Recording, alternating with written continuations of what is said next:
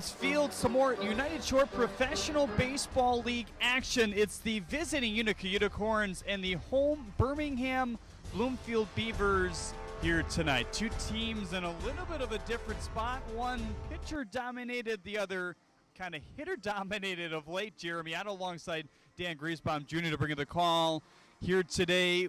We look at these two teams, and what do you see, right off the rim? It's that age-old tale. It's all about the starting pitching, and that's what's got the Unicorns in first place right now. They'll get a little bit of a different test maybe from the Beavers tonight. They've started swinging the bats a little bit better. We'll see if that plays out against the strong Unicorn starting pitching. That's the key to the game, though, and it always will be.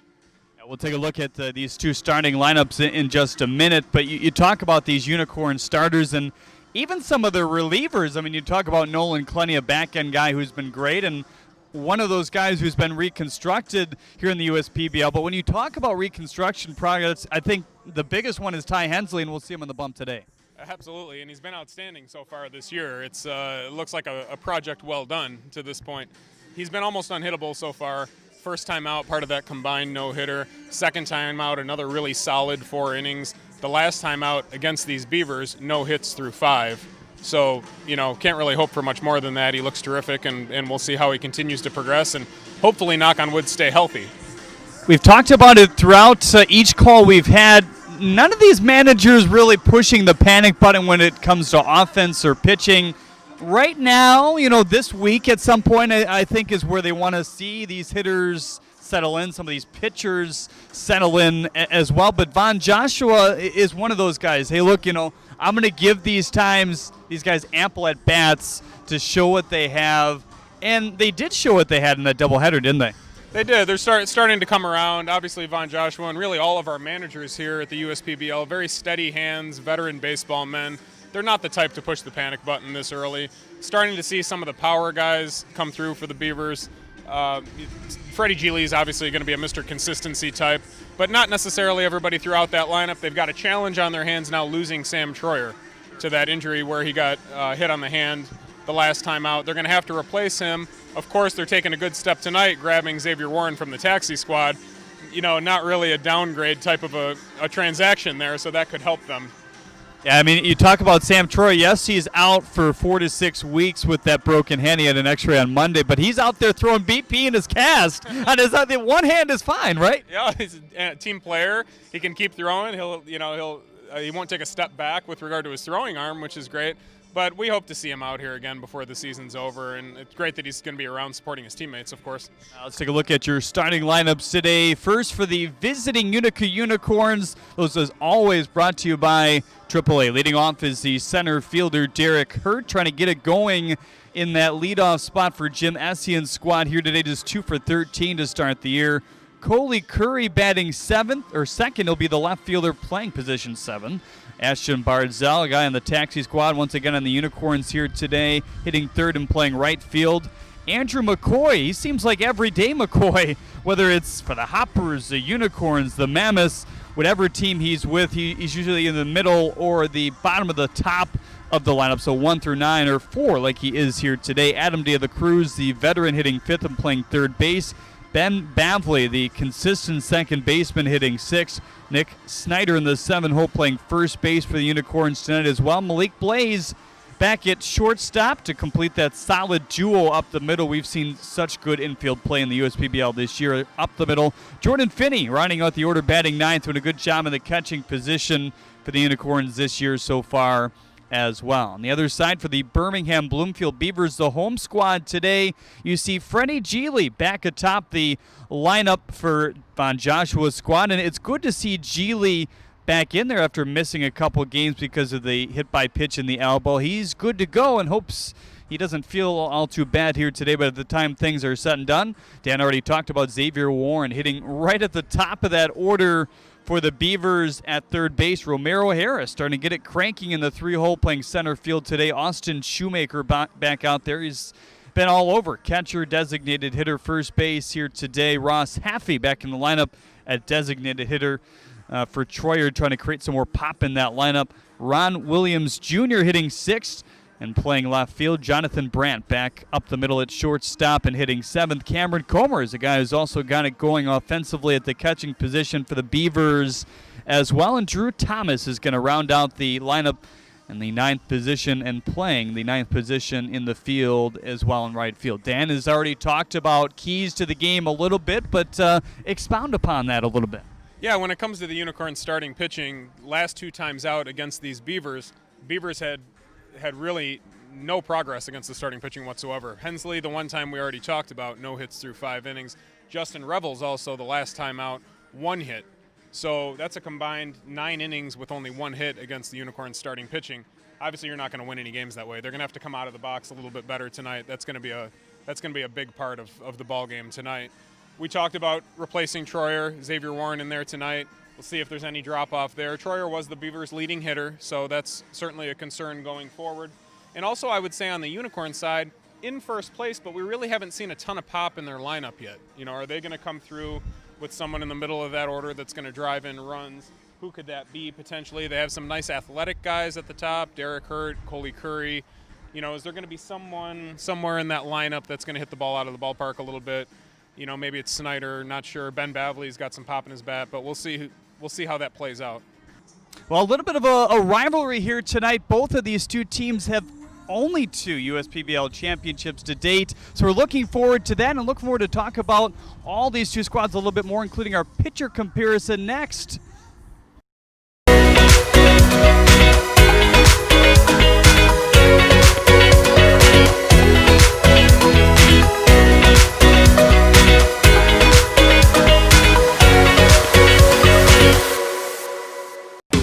Order Jimmy John's and we'll bring it to your car door. Leave it at your front door or have it ready for you at our drive-thru. Just use jimmyjohns.com or our app to tell us what sandwiches, drinks, chips, and cookies you're hungry for. When you want it and how you want it, we're ready. With Equinox from your Metro Detroit Chevy dealers, the sky isn't the limit. Lease a 2020 Equinox LT front-wheel drive for just $261 a month. Put it in D and see why Chevy drives the Motor City. Visit ChevyDetroit.com.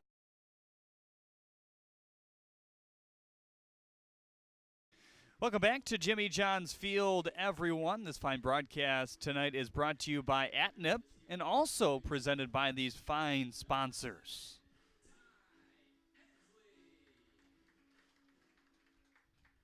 AAA, Ascension, Belfour Property Restoration, the Detroit Medical Center, DTE Energy, Dunham Sports, Dunkin' Donuts, Jimmy John's, your Metro Detroit Chevy dealers, Pepsi, Scott's, Summit Oral, and United Shore. We thank all those fine partners for making this happen. And if you're joining us for the first time this week, we've already made some improvements to the broadcast, and without those sponsors, those aren't possible. Chelsea Estes, who you hear from throughout tonight's game, one of our fine additions as the field reporter, also doubling as an in-game host here in the stadium at the USPBL. So we're really excited to continue to improve this thing and make the USPBL network a real joy to watch as we take a look at our pitching comparison brought to you by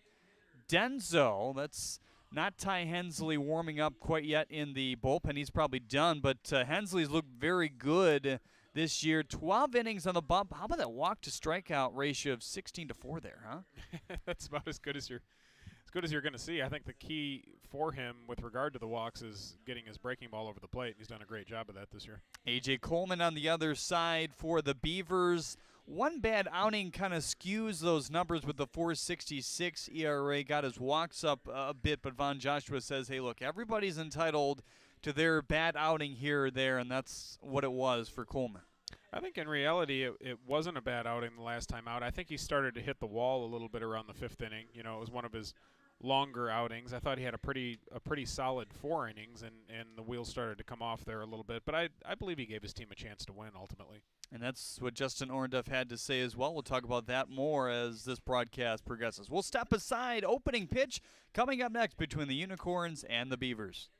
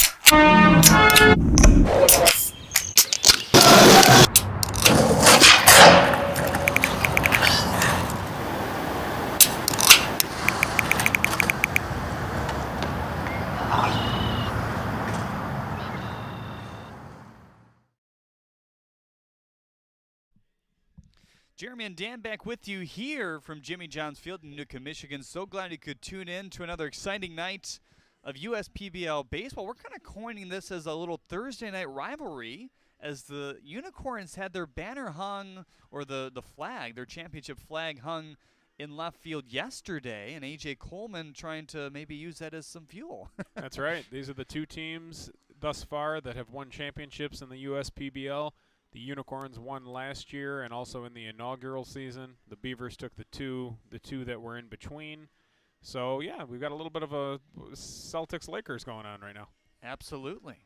A.J. Coleman, a guy who relies on two pitches, but they're plus pitches, the fastball and the slider, looking to, go right back into form. And like you said, he just got tired, and Justin Orndorff said it's probably going to look like that. I mean, he's going to set down these hitters, look dominant for 3 or 4 innings, but before they can make those tweaks, and it's with the adjustments in his mechanics, which they feel like are, kind of taxing him a little bit sooner than, he should allow. Until they make those tweaks, we're going to continue to see that. So they have a lot of positives when they talk about this 6'8", 240-pound righty, but there's also some things they want to, tweak here and there to make him even better. Some of those tweaks won't feel natural for a while either. You work with something and you end up thinking about it all the time, and it doesn't become second nature for a while. And you can take some, a step or 2 steps back before taking a step forward oftentimes. So comes in today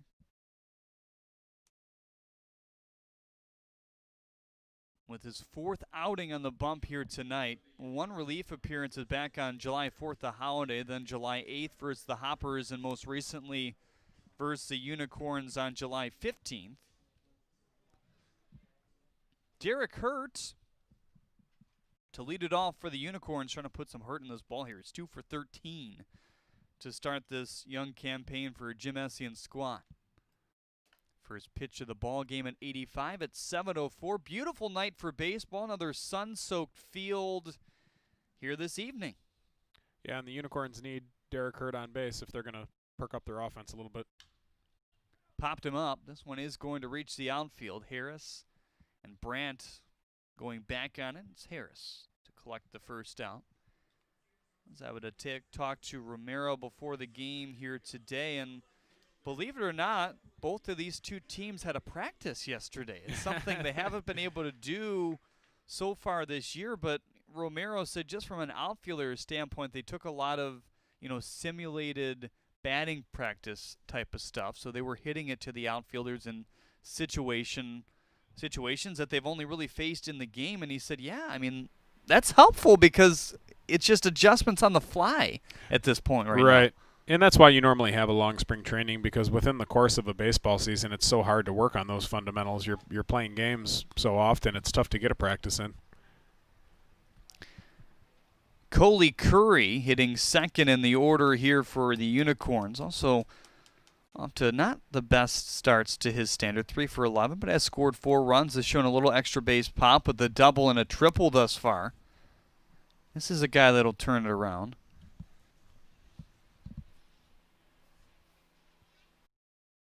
Here's the 2-1 delivery.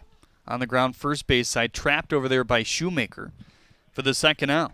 I think this is the first time I believe we've seen Shoemaker over at first. He's caught and also DH'd, but this is a little bit of a new look for him. Not sure if he's spent a lot of time there in his career or not.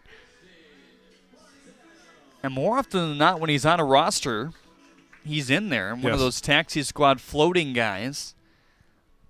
Ashton Bardzell is as well.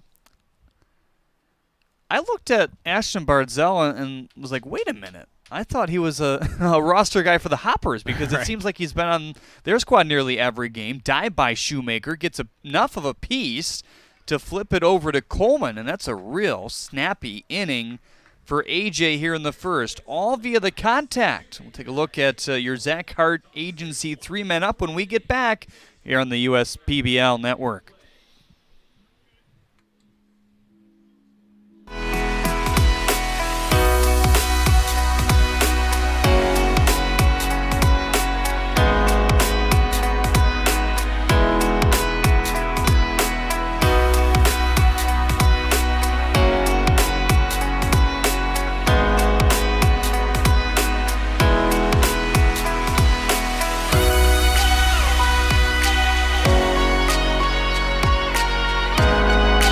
Throughout your life, from big moments to ones well earned, we're your financial guardian angel. Alliance Catholic Credit Union.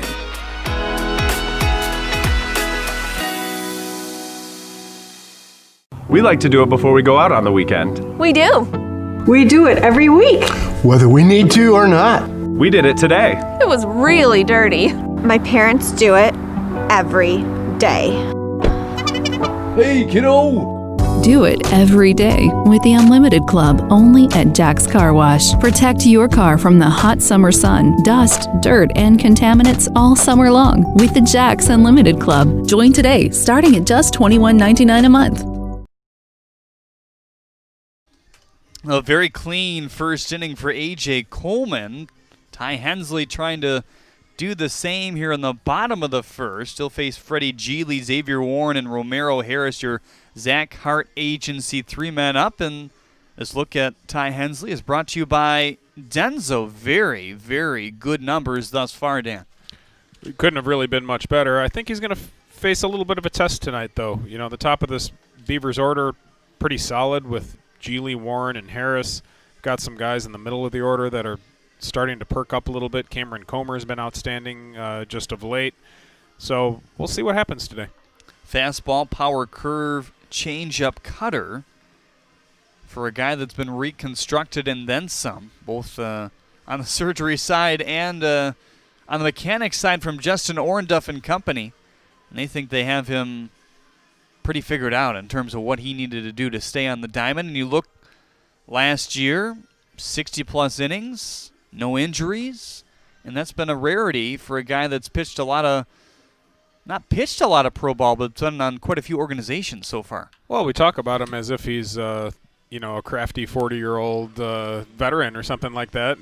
In reality, he's in his mid-20s-ish. He's just been around a long time. You know, he was drafted out of high school, and that was back in 2012, and has been kicking around in various ways since then. So he feels like a veteran, but he's not old. You know, he's still got a real good shot to take it to the next level. Freddie Geely, back in this Beavers order, will lead it off here as he looks at an 88-mile-per-hour strike. So Geely hit on the hand early last week, or the elbow, I should say, just bursitis for him, so he's back in there.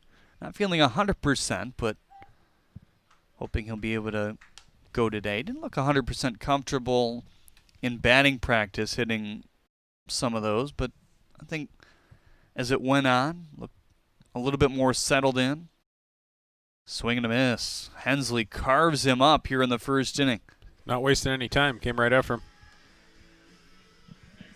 Last outing for Hensley, really good. 5 innings, no hits, no runs, 2 walks compared to 8 Ks.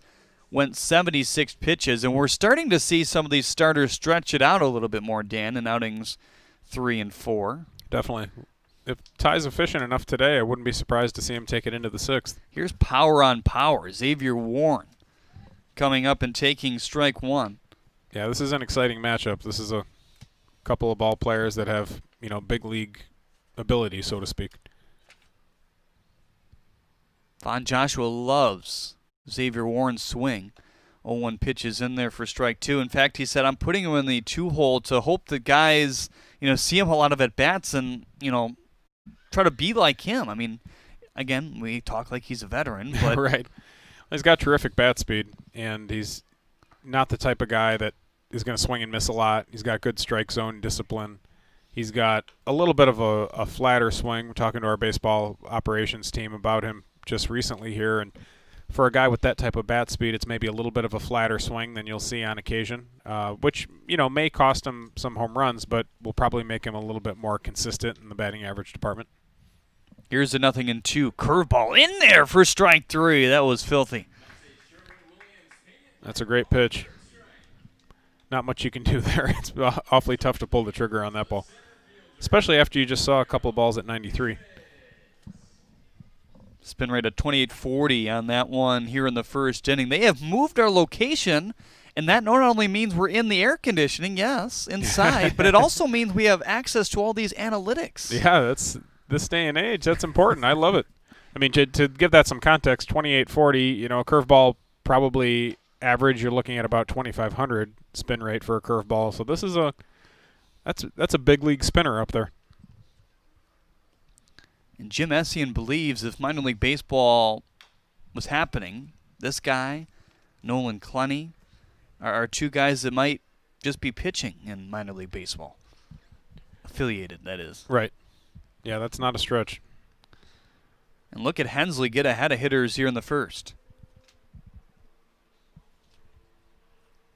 Everybody's straight up for the most part here with 2 outs and nobody on. Here's a 0-2. Darted, and the inside at 94 froze Romero Harris. Ty Hensley says hello and goodbye as he strikes out the side here in the first inning. Dare we call that a freaky fast first inning? It might have been. Both of these pitchers have 1, 2, 3 frames in general, and now we have our freaky fast trivia right on tap. You're getting good at this with these teases here. What is inside of a baseball? Cork. Is it? Is that one of my choices? It is. Oh, okay. Yeah. Oh, I see. There's combinations. I'm going to go cork, yarn, and wool. You're right. Yarn, and wool. Okay. You're right. All right. The cork comment was without seeing my choices, but being that that's the only one on there with cork, I'm definitely running with it. Is that a 3-game winning streak now for It you? is. It is. I'm hot. Well, they've been asking more baseball questions, which if the folks listening could maybe give me some organized crime movie genre questions, I'm strong at that too. If anyone wants to see me keep getting things right. Now we say hello to everyone watching here today. Want to chime in on YouTube or Facebook? You can certainly do that, and we'll try to read some of your comments as the broadcast progresses. Tammy Hurd is watching. Michelle Biggerstaff, Abra Gradowski also watching as well. Taylor Laviette says broadcast is improving quite nicely. Just need a camera to see the announcers' faces at times, and it's all good. Well, if you that's nice that they want to see our face. I know, first right? After they see it, they're gonna we appreciate crawl that. under their couch. Careful what you wish for. If you watch this pregame, we have a little pregame hit now on the United Shore Media desk, so you can see us there if you really want to. Kate Lochner says, go Malik Blaze. J.D. Shoemaker says, Austin Shoemaker played a lot of first base during his college career, so that's good to know. I would have guessed that after seeing the first inning. He looked pretty comfortable over there. Tammy Hurt says, Ty is on fire. I agree. Lance Robinson says, go get him, Ty. Go Unicorns. We thank everyone for watching here today. Middle of the order, 4, 5, 6. Up for both of these teams in the second inning. That's because the pitchers were dominant in 2 different styles. Coleman worked via the contact, and Hensley blew him away with 3 Ks. First pitch to Andrew McCoy is in for strike 1. Your Zach Hart agency, 3 men up. In the top of the second is McCoy, De La Cruz, and Bavley. Are we sticking with Quick Drew McCoy? Sure. That was the suggestion from a viewer last night? I think it was his host family, right? Is that what it was? Okay. Yeah, I think so. This one tapped to the plate at 84, 0-2. So Coleman, like Hensley, is a guy who likes to work quick.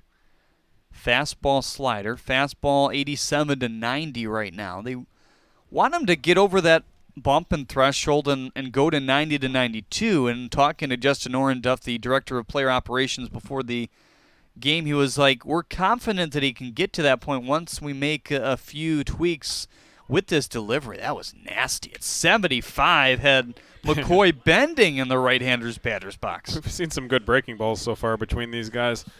Coleman's fastball looks like he's sinking it up there nicely. The velocity isn't toward the higher end of what they're looking for right now, but there's some movement on his ball. And basically you've got his sinking fastball, tailing down and into a right-hander, and then he can break off that breaking ball, which is going the other way. It could be an effective combination. Adam De La Cruz, 400 start, 4 for 10 to start his second season in the USPBL uniform. He's been patient as well. 5 walks to just 1 strikeout thus far. Spread out middle of the infield is Brandon Gilliard towards their respective holes. 75-mile-per-hour slider reigns outside.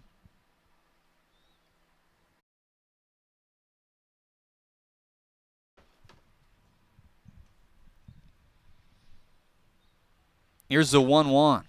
Chopper to third. Warren fields on a hop. Throws a little high. Good tag by Shoemaker over there, though. So 5 up and 5 down. Shoemaker looking very comfortable at first, that's for sure. Check the defense on the other end for the Beavers. It's Williams in left, Harrison center, Thomas in right, Warren over at third, as you saw. Brandt and Geely up the middle, Shoemaker over at first, and Comer completes the battery here tonight for Coleman. Warren showed a nice short arm action on that throw, powerful arm from third base.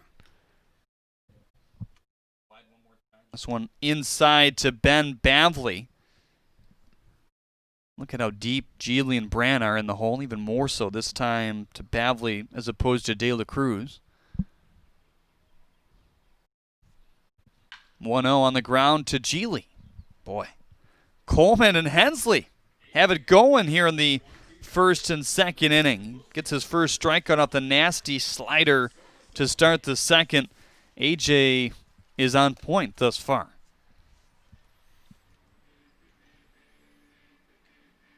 Now it's time for the DTE Energy Kid Race, the Mascot, here today. Who do we got? Looks like Buzz. Okay. Buzz has been inconsistent. We've seen some okay performances and also some weak ones. We'll see what he brings tonight. Kind of like your trivia start. That's true.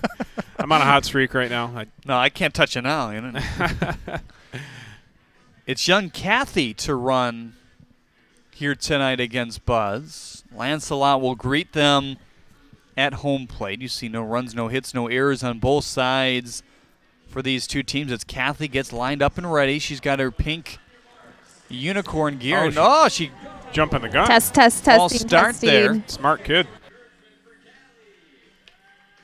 On her way to second base here, and she's got a good turn around that bag. Did she miss it, though? That's all right. We've seen some young bucks in this race miss the bags. They just gotta. Yeah, most miss third base. That's been pretty consistent. As does Buzz. Buzz thinking, well, she's not going to touch it. And Kathy's going to win easily. That was easy. She put Buzz to shame again here in the middle innings of number 2 here. Lance is happy about it. He's like, yes.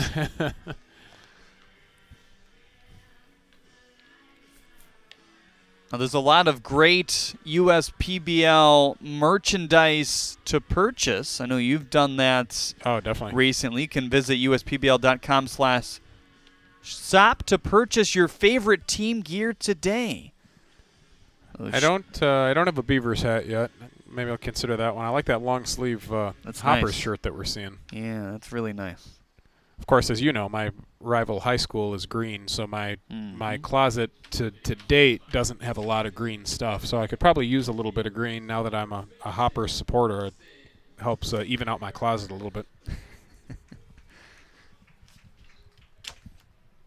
Austin Shoemaker to lead it off, then Ross Haffey and Ron Williams. Your Zach Hart agency, 3 men due up in the home half of the second. First inning for Hensley, 1-2-3, all via the strikeout. On the ground first base side, that's Snyder. Says, I got it. 4 up, 4 down. A.J. Coleman has looked really good as well. Yeah, he's a little more pitch to contact than maybe Ty is going to be traditionally, but he showed that nice breaking ball. He's going to get some guys on that. It's just that he doesn't quite have the fastball that Hensley has. He's not going to throw that by a lot of people, but he's got good movement on it. Well, now down to Chelsea Estes. Chelsea?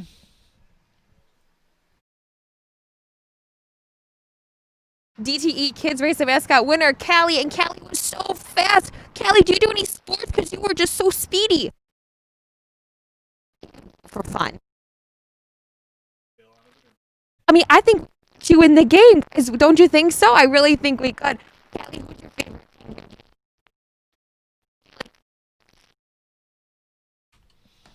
We'll try to fix those mic issues as the night goes on. Chelsea Estes there with our DTE Energy Kids Race the Mascot participant, and Kathy Blaze over to first base for out number 2. Beavers hitters right now are making it a little bit easy on Ty, too. They're hacking early in the count, and when they're making contact, it's early, saving him some pitches. He's liable to go right through the 7th at this pace. His walk-to-strikeout ratio getting even better. 4 walks to 19 strikeouts now in Ty Hensley.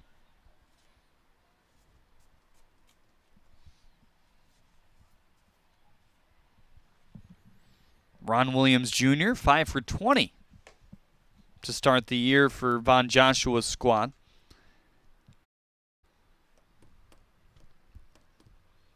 Has struck out more than he's walked. 8 Ks to 3 walks. Shown some defensive versatility, though. Definitely. I was impressed by his versatility. We saw him in the outfield. We saw him at third base. We saw him forced over to second when Geely got hurt, and he handled second base very well. Third base, at least one game as well. Yep. Here's the 2-0, painted at 91 for strike 1. So 3 Ks in the first inning, then the ground out to first and the ground out to short. 2-1 pitch outside at 91.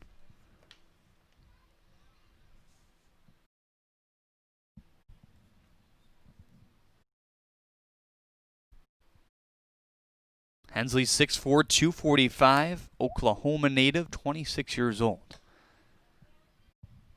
Played some quarterback in his day, as I understand it. He's a 3-sport guy. Of course, football huge in Oklahoma. Be interested to see if high school football happens this year. There's been so much back and forth that's gone on, and certainly a good sign for your coaches and student athletes and people that cover it. What are you hearing as someone who covers the sport more than I do? Certainly, are you hearing everything anything lately? Yeah, still everything. Right. I mean, I try to, get coaches' 2 cents, and one says, oh, I feel that it's going to be in the spring, or the other says, nah, we're going to have a shortened season in the fall. I think everyone's hoping for fall of some sort, because Sure. I don't think anybody wants spring for a variety of reasons. Right.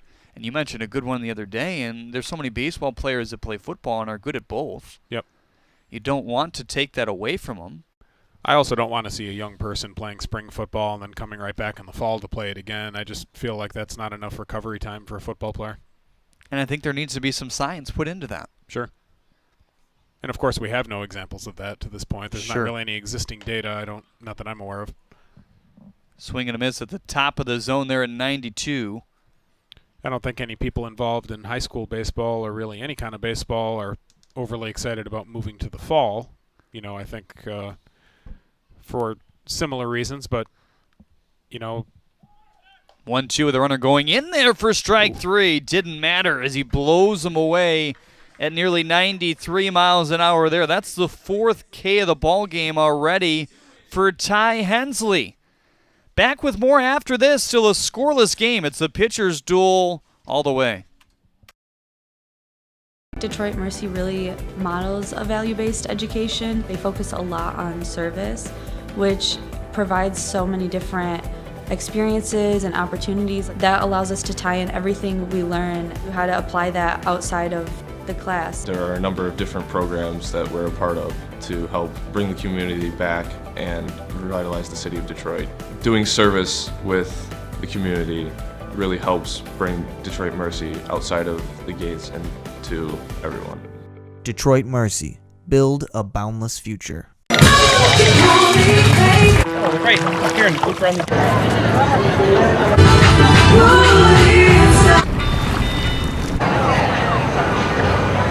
Thank you guys so much. Give it.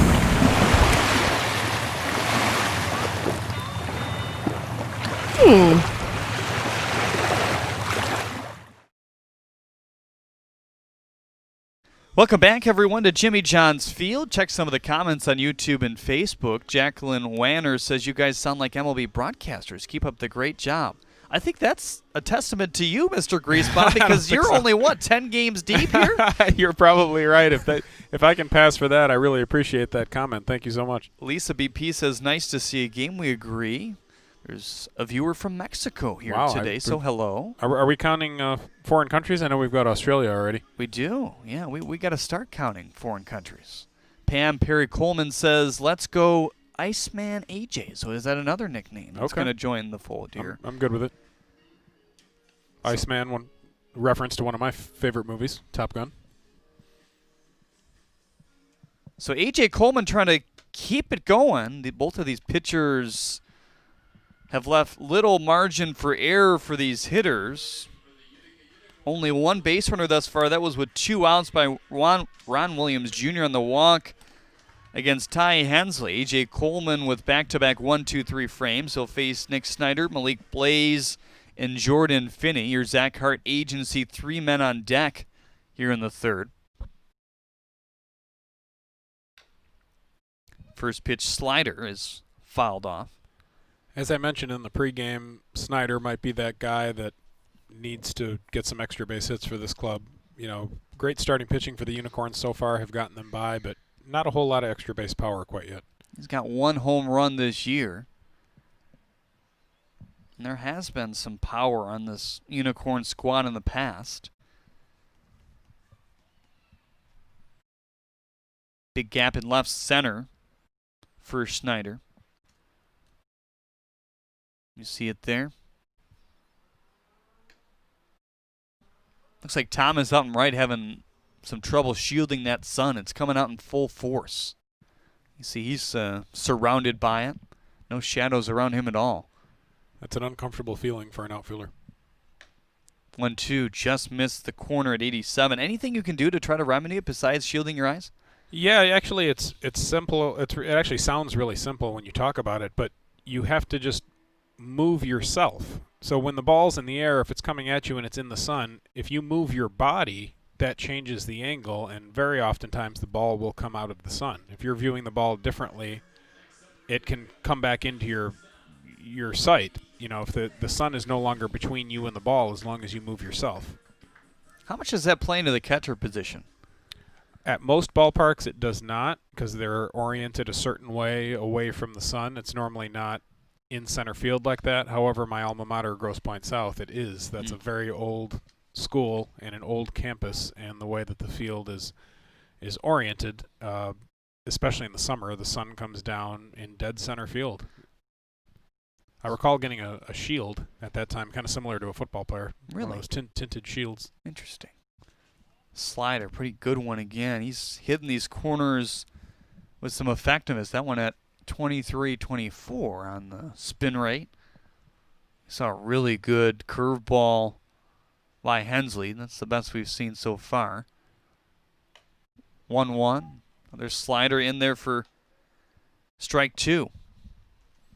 So when you have 2 pitches, you're certainly going to see a little bit more of, your quote-unquote number 2 pitched. Definitely. And that's part of the reason why you want to develop a third, especially against left-handed pitching. For someone like Coleman, you really want to try to mix in a straight changeup or something like that, something that'll fade away from the left-handed hitter. Ideally, you want something that goes away and also comes in to hitters on both sides, ideally. They love his frame. That's sure. Not in question. I mean, we've compared him to a Doug Fister type guy. Yep. Works quickly, wiry body, tall though, 6'8", 240. Bearing down on the hitters, especially here with this raised mound in the USPBL. Will excuse me swing to Geely for the second out.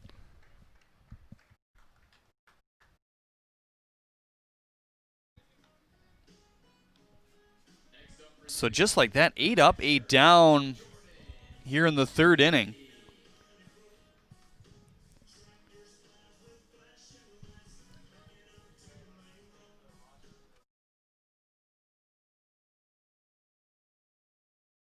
Only 25 pitches through 2 2/3 here for Coleman.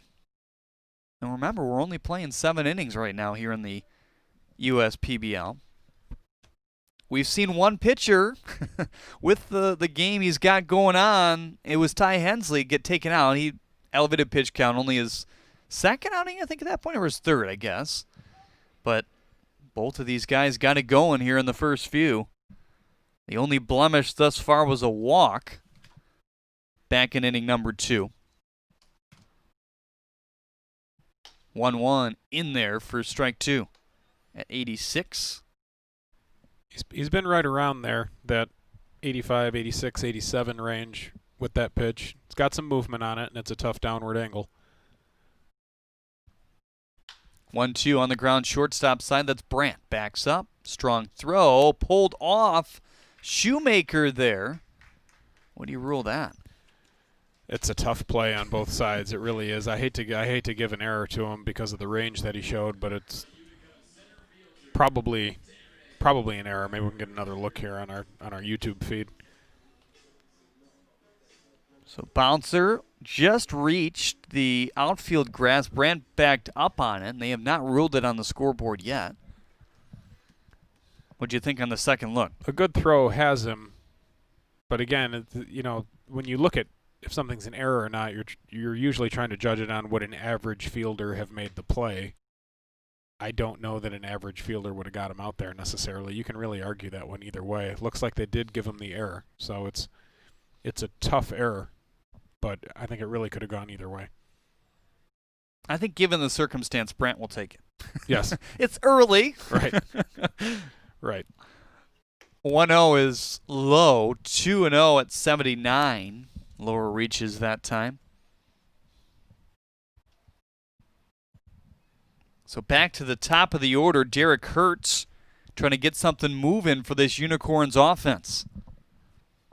Harris plays in at his spot in center field. Same for Thomas and right. He's more towards the line, though, with this righty at the dish. Condolences to Derek Hertz's host family. My understanding is that they lost the family dog. It's never an easy thing. I understand he was very good with the dog, and that he's broken up about it as well. It's too bad.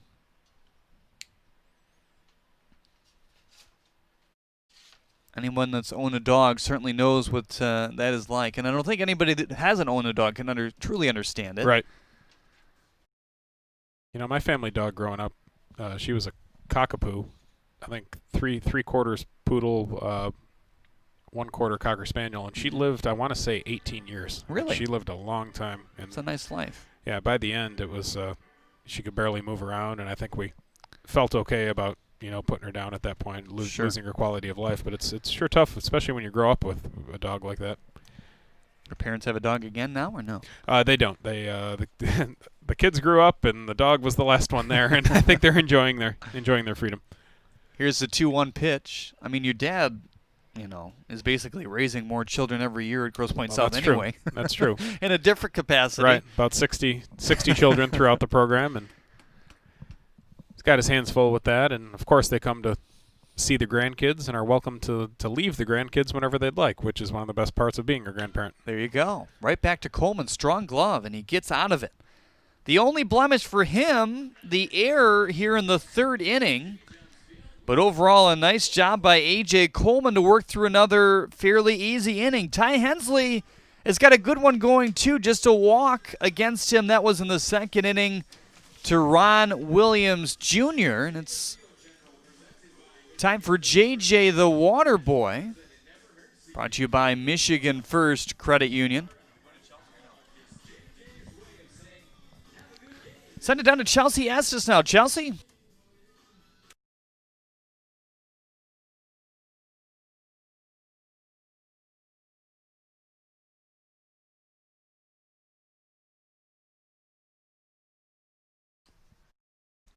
Actually going to stay here, so still having some issues with Chelsea's mic downstairs, trying to get that iron out as the game goes on. But there's JJ. Got a good hop, good gallop. Back to the house. Oh, playing Frisbee. What do you think his vertical is? Better than Air Bud, or? I know it's better than mine.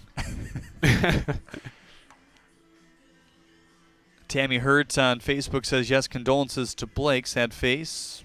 That's a reference to the family dog, I believe. As Derek we were talking loves about. her too.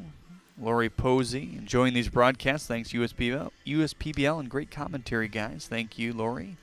Stephanie David Meredith says, let's go, Derek. John Willis says, go Beavers. Tisha Mitchell, watching from Kansas. We should count up the states, too, see if we can find a way to hit all 50 states. That'd be cool.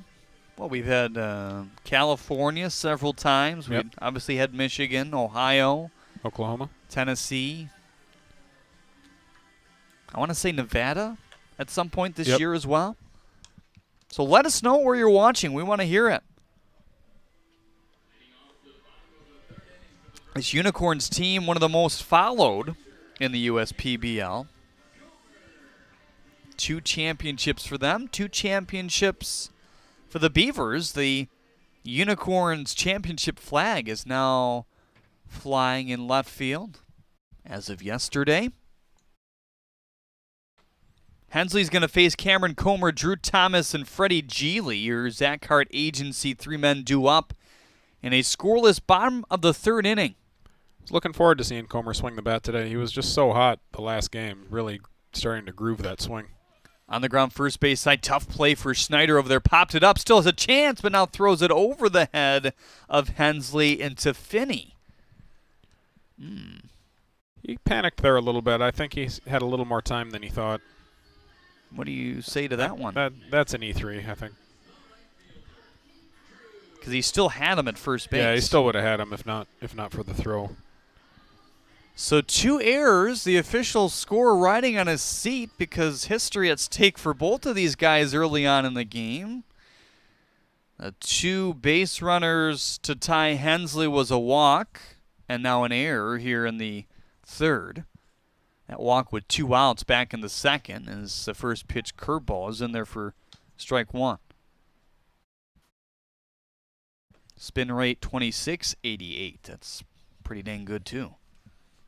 Yeah, you're talking about something that's above the major league average there, so that's very notable. 0-1 is low, good block by Finney. Can't keep it in front. I talked to Ty Hensley earlier about the challenges of working with a catching staff, given that these guys really don't work out as much as they would and or practice together. Obviously, they had one for the first time yesterday, but he credits his 2 guys that he's thrown to this year and says they're doing a great job for the circumstances they're faced with.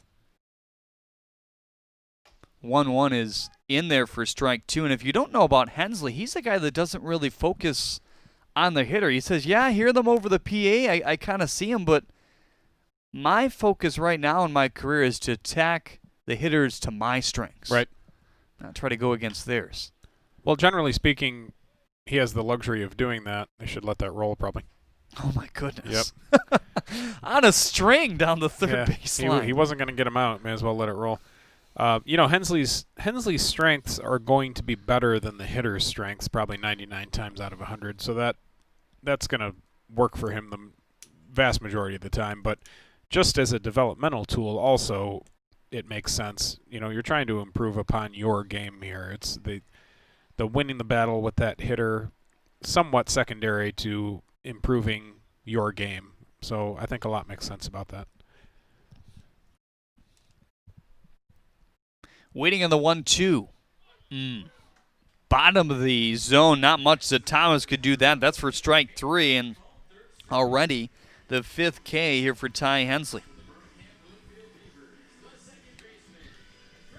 When he's got that 92, 93, 94 on his fastball, and then he's got a plus curveball, you're going to get frozen on occasion by that fastball, especially if it's well placed. Comer is standing on second base. 92 for strike 1 to Freddie Geely. Made quick work of Freddie back in the 1st inning. Geely's a guy that can lead off for you, can hit second, certainly can hit 9th. I think he did that some in his college career at Siena Heights. I've had the interesting opportunity to cover Freddie when he and I was in high school. to cover Freddie when he and I was in college, and now to cover Freddie when I'm broadcasting professional baseball and he's playing professional baseball. So it's kind of cool. So what's next? I don't know. Major leagues? Right. 1-1 is tipped in at 92. I suppose you'd both be happy about that. Yeah. Birmingham Brother Rice, Siena Heights, and now as an opponent, professional baseball league. As Correct. An opponent the first couple times. Yep. We don't really have quote unquote opponents here quite so much. Everyone's really the home team, but 1-2 swing and a miss. Elevated the fastball at 92, and Geely is almost to a hat trick in K's already here in the third. I think that's Ty playing to his strengths, but also Geely's weakness. I think if he has one, it's probably the elevated plus fastball.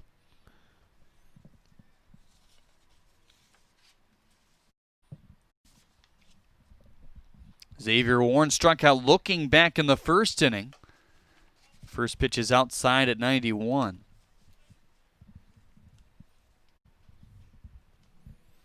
They want that fastball to be a consistent 94 to 96. Can get as high as 97, but they think that will allow him to really be a good candidate for the next level. Here's the 1-0. 86 for strike one with the curve.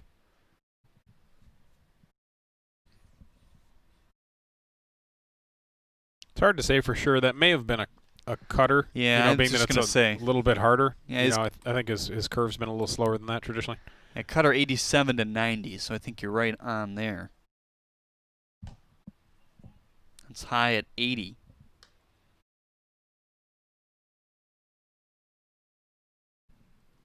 Changeup and the cutter are kind of the pitches in development for Hensley. He was talking to me about his changeup earlier, and he said, when I was younger, I had a really good feel, but he's talking like really young, like little league, and then he realized he could throw the curveball, and at that point he realized, yeah, this is going to be a plus pitch, and it's more than that right now. But he said, I just kind of lost the feel for the change, and right. They've since brought it back here in the USPBL, and he's looking to work on the grip and kind of work on the arm side sink that he wants as well.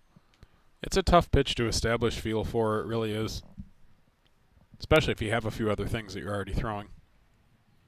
3-1 swing and a miss by him at 91. Power against power, and Hensley trying to win for the second time. See what he does here. I think he might bring the curveball again, personally, and try to freeze him with it again. Here comes the 3-2 pitch. Fastball by him at 92. And I was dead wrong, and he was right. Obviously, Warren was thinking more like I was. Back with more after this in a scoreless game on the USPBL Network. The Chevy Trax from your Metro Detroit Chevy dealers has a sporty, compact design that makes it the perfect SUV for everywhere you like to roll. Lease a 2020 Trax LT front-wheel drive for just $222 a month. Put it in D and see why Chevy drives the Motor City. First State Bank is a locally owned and operated business. We're part of your community. At fsbcares.com, you'll find ways that we're making a difference by featuring locally owned and operated businesses, providing access to helpful financial resources, and engaging with community. FSBcares.com is part of our commitment to the neighborhood because strong neighbors mean stronger communities. Where good neighbors do great things. Member FDIC, an equal housing lender. The only base runners so far for A.J. Coleman. He had a base runner reach in the third inning with 2 outs. That was based on the error to Jonathan Brandt. The official score pondered it for a while, but he still has his good game going here in the fourth inning through just 35 pitches. So if he continues at this rate, he might just pitch 7 tonight. We could see both of these guys going into the 7th conceivably.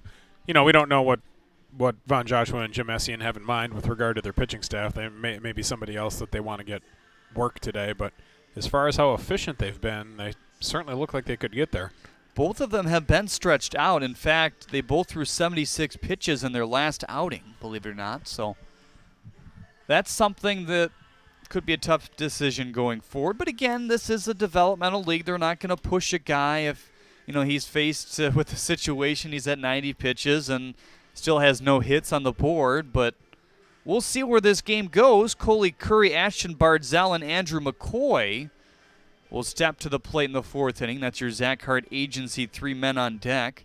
Curry grounded out to the first baseman Shoemaker his first time up. Shoemaker has looked pretty good today. A couple solid plays in that first inning. Didn't get it completely clean, but he had a range off far from his position off the bag, and he stayed with both of them. That's kind of all you can ask for at that point. Definitely. John Willis says hello from Taylor, Michigan on Facebook.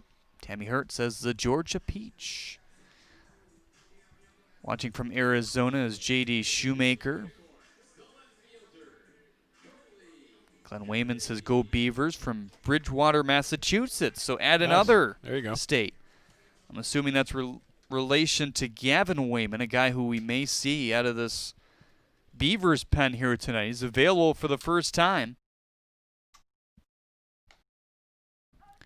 Slider on the first pitch at 78 to Curry for strike one. That's a little faster than his slider has averaged out tonight. He's been around 75, 76. 0-1 is a soft fly ball to center. Harris has to come in at the last second for out number 1. Much easier to come in hard than it is to go back hard, though, so you played it safe.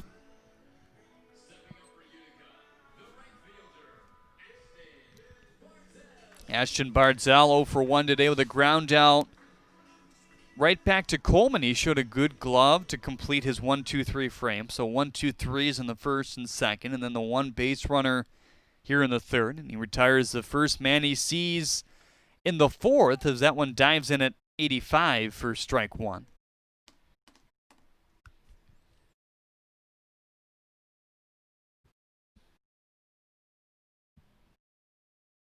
Oh, 1 in there for strike 2. I like the quote by Justin Orndorff when I was asking about Coleman a couple weeks back. He says he has the makeup and body of a guy that we can do some cool things with. I think that's accurate. Yeah.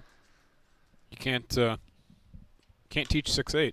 0-2, Waddler into center field, and that's going to hang up there for an out. Boy, off the bat, I thought that was a sinker for sure.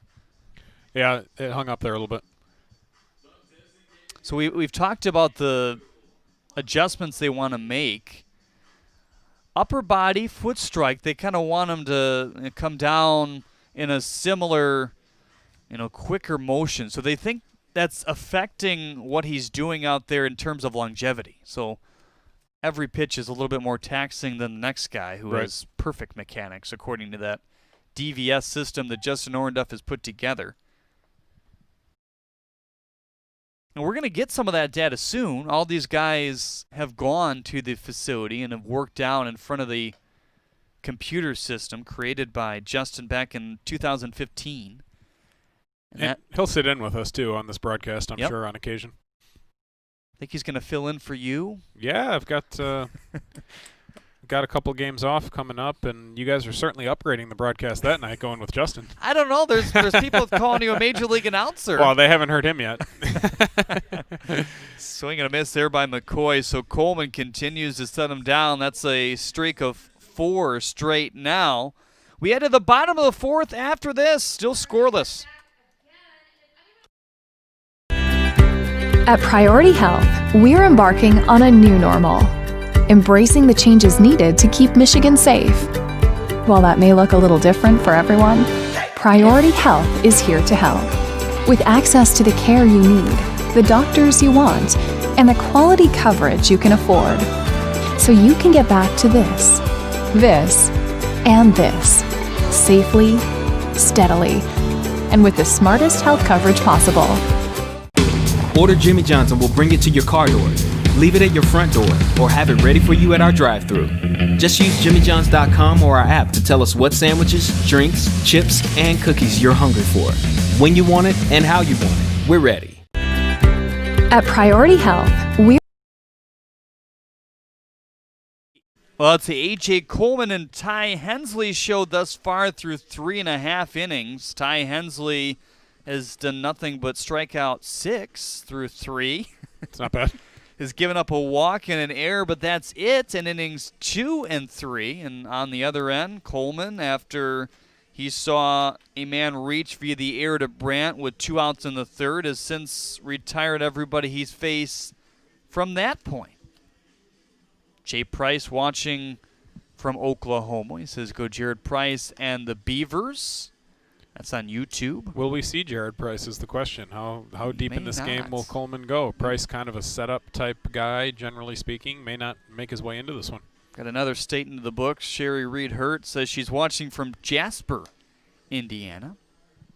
Not familiar with Jasper. Where's Jasper at? Yeah, and I'm not sure about that one either. 3, 4, 5 coming up. It's Romero Harris, Austin Shoemaker, and Ross Haffey. Your Zach Hart agency men on deck here. Romero Harris is a guy who's found his swing. Couple homers, including a grand slam.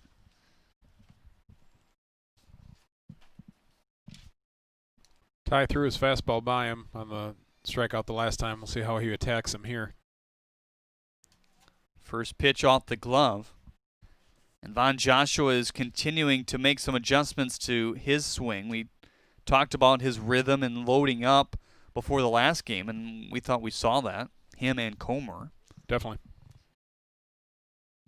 Wants Harris to get his hands a little higher. You've got to get that load up a little bit sooner when you're facing a guy like Hensley who's got more of a plus fastball. And Von Joshua said as much. Hey, I'm going to see how he does, but it's probably going to be a topic of conversation just based off what Hensley has done against us already. Sure. 1-1 on the ground, backing up his Blaze for out number 1. That wasn't a bad swing by Harris there on a pretty good breaking ball. He made pretty solid contact there. And he said that I've seen his breaking ball pretty well. It's just the fastball that you have to learn to catch up to, certainly. Yep. For me, it's all about when you start. You know, you have to treat each pitcher differently with regard to your load and your rhythm. And when you're not up there, when you're on deck or you're standing in the dugout, you got to say to yourself, on this pitcher, when do I need to start my swing for me to be there on the fastball and not be late? Shoemaker with a ground ball to the first baseman Snyder for the first out of the second inning. Looks at a first pitch 92-mile-per-hour fastball.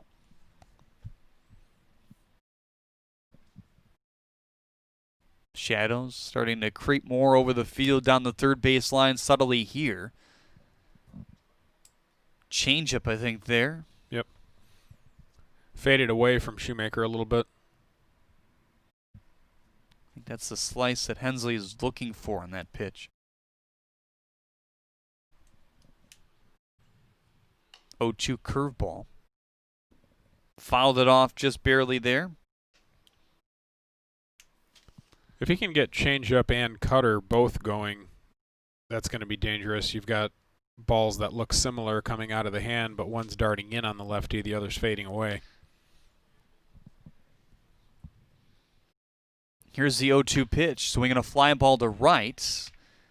Way up there, and Barzell, in the midst of those shadows from the light tower, is going to collect it for out number 2. You know, something interesting, Dan. A lot of these guys, because they're not necessarily getting paid a bunch right now in the USPBL and, you know, in and out of the frontier leagues of the world and some coming away from affiliated ball, but a lot of them will give lessons in the offseason. And Hensley is not, you know, a guy who hasn't done that, but almost everybody I've talked to who's given lessons has said that it's improved their game this year. Absolutely. It's true of almost any topic. If there's something that you teach to another person, you retain the information better yourself. It causes you to question things about that teaching and seek more knowledge on it. Certainly something I've done over time, and frankly, it's a good business right now too. There's a lot of young ball players out there looking for help with their game, and that type of business is a really strong one right now in the game of baseball.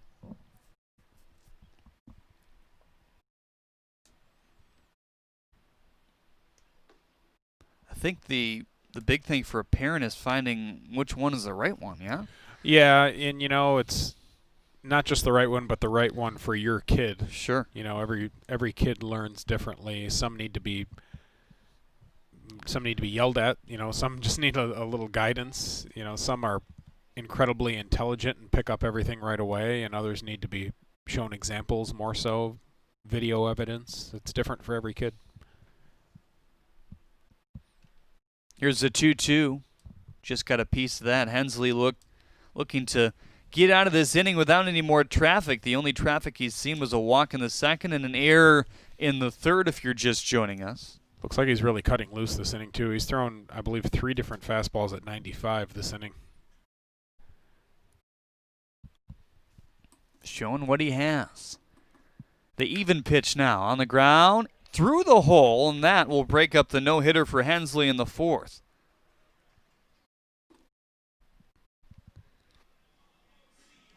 I'll tell you what, Haffey's put some good swings on balls lately. Saw a home run in the doubleheader. They swept that doubleheader. He's got bat speed. There's no doubt about that. He can turn around a 94, 95 mile an hour fastball. Ron Williams Jr. walked back in the second inning. His 4th free pass of the year. Fly ball to center. Hurt. Easy adjustment for him for out number 3. So I'm sure we'll see at least one more from Ty Hensley. His pitch count's pretty low. Came into this inning at just 39. We'll head to the 5th inning and see what A.J. Coleman can do. And we'll take a look at your USPBL standings brought to you by Scott's. The line score 0-0 so far in this game as we look to dial up those standings. But Unicorns at the top at 5-1. Obviously less games than the Hoppers with that doubleheader in the mix at 5-4. And the Beavers team at 4-4. So a win here today for the Beavers can do a lot of good. Yeah, it's anyone's game. If they can win this one today, they'll be all even in the win column. Tisha Mitchell on YouTube says, great pitching tie with that unicorn emoji. Brent Milam says, let's go Hurt. Scott's Nation is watching. Brian Comer watching from Commerce Township, Michigan tonight. It's a nice area. Luke Hammett watching on our United Shore Professional Baseball League Facebook.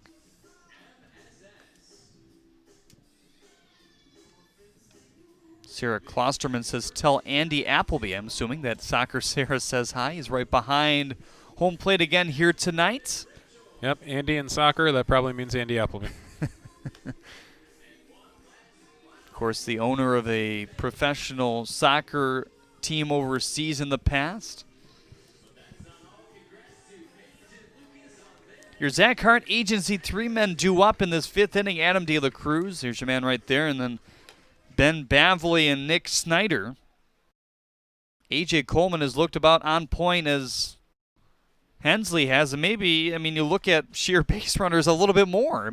Two different styles. Yeah, it goes about a little bit differently. It's adding and subtracting with the velocity. It's getting ground balls. But very sharp so far.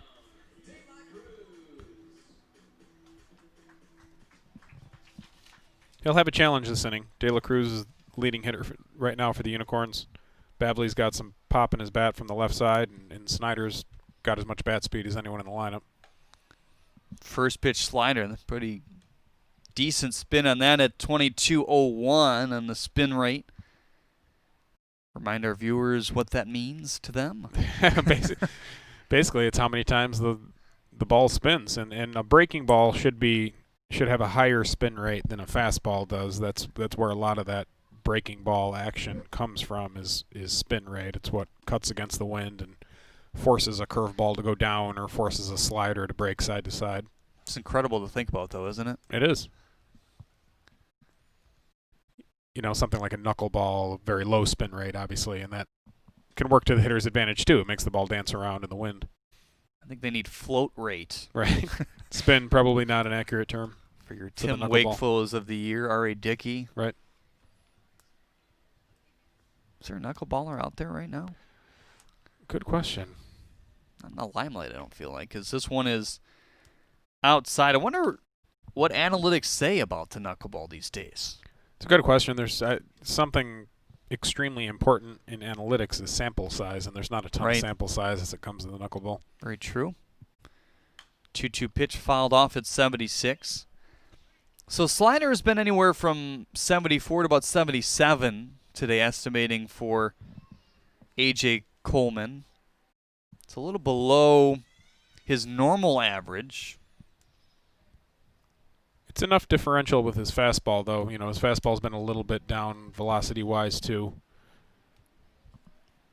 2-2 on the ground up the middle, and back-to-back half innings where we see no hitters broken. Yep. Justin Orenduff would like to see that slider up to 79, or check that, to 83, 84. So currently averaging around 79 to 81 coming into today. The fastball, 87 to 90 on average. They want that to rise to 90 to 92. And if that happens, they make those tweaks to the delivery. He's able to go longer, 6, 7 innings comfortably, and this is a hot prospect. Oh, for sure. And his improving his fastball will make his other pitches more effective as well. These guys almost mirroring each other today. The fifth hitter in the lineup with the first hit for each club as well. Extra confidence for De La Cruz, even though I'm sure he didn't realize it was 5-5 there. Right. You look at the numbers for A.J. Coleman at the University of Cincinnati. He spent the standard 4 years there. In terms of ERA, his freshman campaign was actually the best, 3.20. It went up from there, 5.37, 4.71, 5.40. As this one is low. Walks to strikeouts not horrible. 100 walks to 160 Ks. Some power showcase, though. 36 doubles, 15 homers hit off him in a career inning total of 236. Someone like him probably growing into his body at times too. You know, I don't know exactly how he grew when he was in high school and things like that, but a lot of times these guys who get up to something like 6'8", it takes a while to get your mechanics down. It really didn't start on the mound consistently until his senior year. I mean, he had a few starts here and there, but 9 starts his senior campaign. Geely hops it over to second in time. What a whirl of a throw over to first base for a 4-6-3 double play. That was an excellent throw by Brandt with that footwork around the bag. He did it like he was born doing it too. Didn't look uncomfortable at all.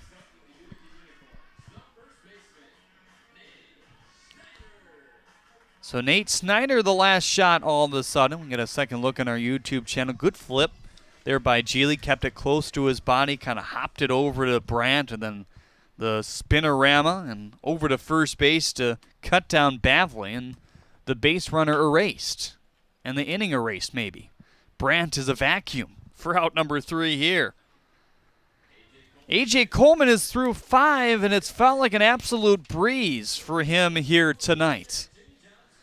Back with more after this in a scoreless game. Can we see bats when we come back? We'll see.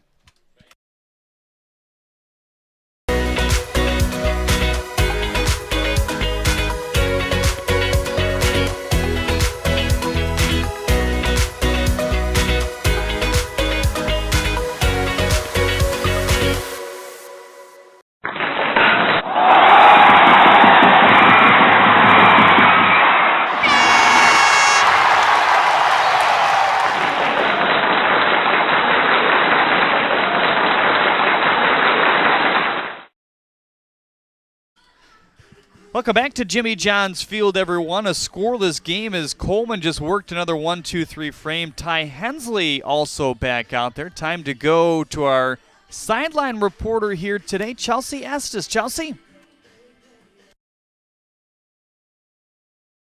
I am here with the Utica Unicorns developmental coach, John Dombrowski. Now, we got ourselves a pitcher's duel here tonight. It's been a fantastic game, very exciting. But we got Ty Hensley out on the mound tonight. With all the success that he had last season, coming over into this season, the strike zone's there, the command is there. What have you liked from him tonight? Well, Ty's worked very hard in the off season, and he's just pounding the strike zone. He's getting all his pitches over. Our guy behind the plate, Jordan Finney's doing a great job receiving. Guys behind him are starting to make some plays. So success is a scoreless game. I mean, both guys are obviously throwing the ball very well tonight. Exactly. AJ Coleman is not going easy on you guys. So what's it going to take? Going to take some balls over the fence. So you can't hit them under. You got to hit them over. So that's right. Got to hit him over. All right, Jeremy, back to you. Thank you, Chelsea. Excited to have Chelsea back on our team, and also excited to, dive into some of those interviews in the 5th inning. We're looking to do that every game, so good stuff. Both of these pitchers at counts of 53.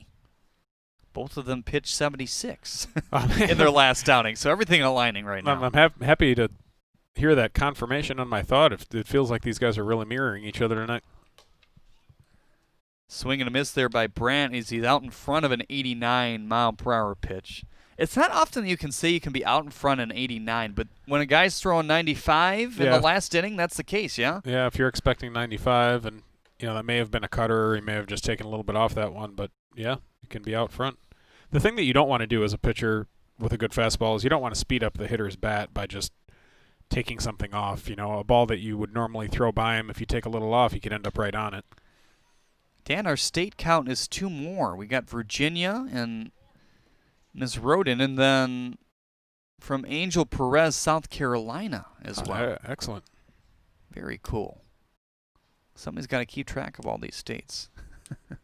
Sarah Klosterman says, come on, Beaver Bats. I'm sure Von Joshua is thinking the same. 1-2 pitch in there for strike 3. Wow.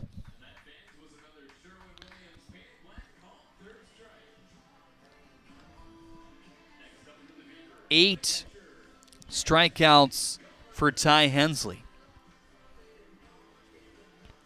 Talked about these guys potentially throwing complete games, but it's not going to happen if nobody scores.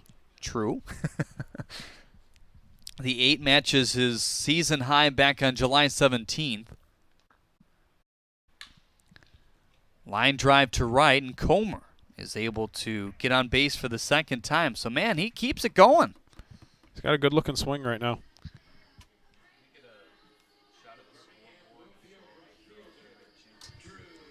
Drew Thomas struck out his first time up in the 3rd inning. They moved him down to the 9-hole. This is a guy they think can hit. I mean, he's got some power in this right-handed bat, just hasn't put it together thus far. Yeah, just a couple of singles to show for the season, thus far anyway. Top of the order due up next in your Zach Hart Agency men on deck. They're combined 0 for 6 today with 5 strikeouts. And for an offense that includes Geely, Warren, and Harris, the way Harris has been going and how Geely has remained steady throughout his career, that's nearly shocking. Oh, yeah. Just shows you how good Hensley has been here tonight. Runs are going to be at a premium. We'll see if these managers try anything creative. We haven't seen a whole lot of manufacturing this year. Just they want to let these guys swing the bat. It's a developmental league, but a situation like this, maybe we'll see a hit and run somewhere. Maybe we'll see a sacrifice bunt. I don't think we've seen one this year, but might try something creative to get a run on the board. Spin rate 28.78 on the last pitch. Jeez. It's nasty. I would venture to say that his curveball is where they want it. Maybe the fastball isn't where they want it yet because they have the lofty goals for that fastball, but his curveball's right there. 1-1 low at 79. That one 29.46. Wow. It just keeps getting higher. Can we get to 3,000?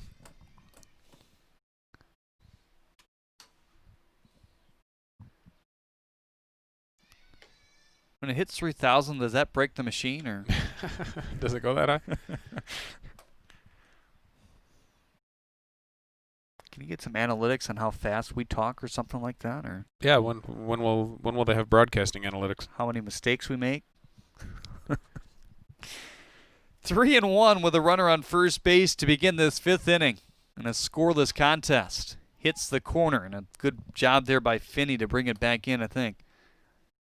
Darlene Canto on YouTube says, come on, Drew.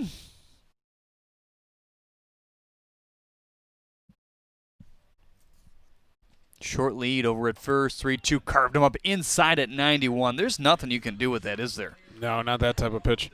If a pitcher could throw it there every time, he would.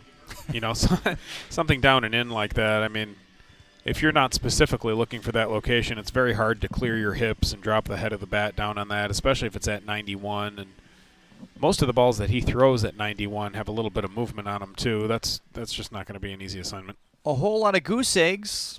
Just 2 hits for the Beavers, 1 hit on the other end for the Unicorns thus far. And boy, that cue shot nearly snuck in. Yeah, Snyder looked to be guarding the line there. He actually dove over the base. Was that pitch just so far inside that Geely had to do that, or what'd you see there? Yeah, it looks like it. If you don't clear your hips enough, you end up hitting the outside of the baseball like that, and you hook it a little bit. That's why it's so hard to hit the inside pitch, because you have to keep it fair.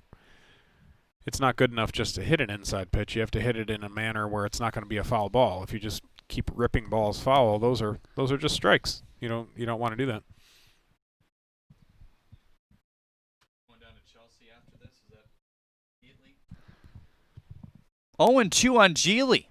He's already struck out twice swinging in this game, and Hensley trying to rip off the curveball again.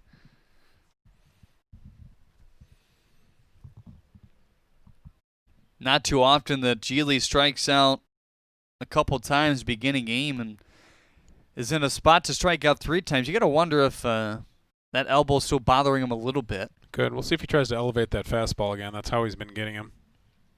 1-2, went with the off speed as that shifted foul. So bursitis, the official diagnosis of Geely after getting hit by a pitch. He lucked out more so than some other players we've seen so far for the Beavers this year. Sam Troyer out 4 to 6 weeks with a... There's been an unusual amount of pitcher-on-hitter crime this year. Not a hit batters. 1-2, swing and a miss at 93. The elevated fastball again 3 times for Geely tonight. A hat trick for Geely and a hat trick for Beavers hitters in the 5th as he strikes out the side for the 3rd time in this game. Boy, is Hensley on fire. We send it down to Chelsea Estes now.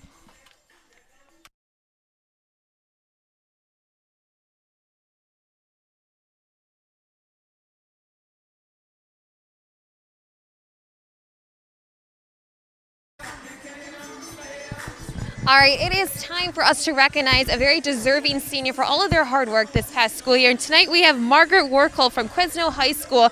Maggie loves to play the snare drum bull and spend time outdoors hunting and riding her quad. In the fall, she will be attending Eastern Michigan University, where she hopes to pursue a nursing degree and then attend PA school. Congratulations, Maggie, and all those well-deserving seniors out there. Nice job.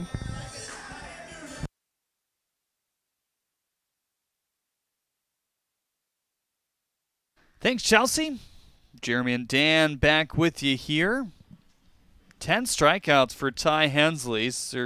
Mounts his 8 on July 17th and just furthering his outstanding walk to strikeout ratio here tonight. He's got 1, but overall in the season, 5 walks to 26 Ks.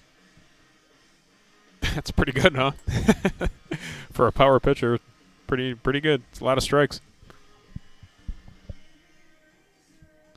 That'll be one thing to raise an eyeball for scouts.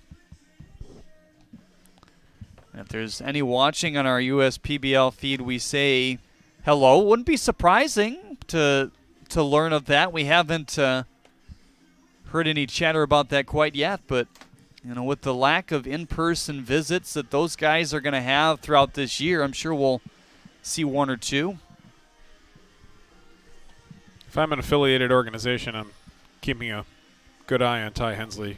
Maybe it's not the year to make too many moves like that, but I would certainly like to bring him into my organization. Meanwhile, this man, A.J. Coleman, had his no-hitter broken up back in the 5th inning. That was the leadoff single by De La Cruz, and his defense dazzled. 4-6-3 double play, turned from Geely, Brandt, and Shoemaker, and then the ground out by Nick Snyder to end the threat.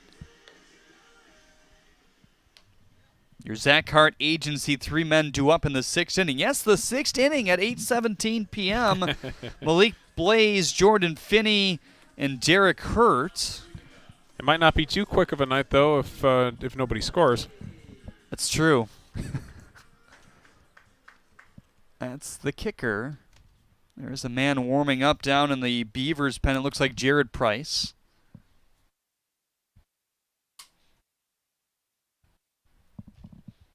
First pitch to Blaze is low and away. Only at bat for Blaze. Ground out to Geely over at second base. So Coleman has seen 2 base runners. The error reached on in the 3rd. That was Finney. And then the single by De La Cruz to start the last inning.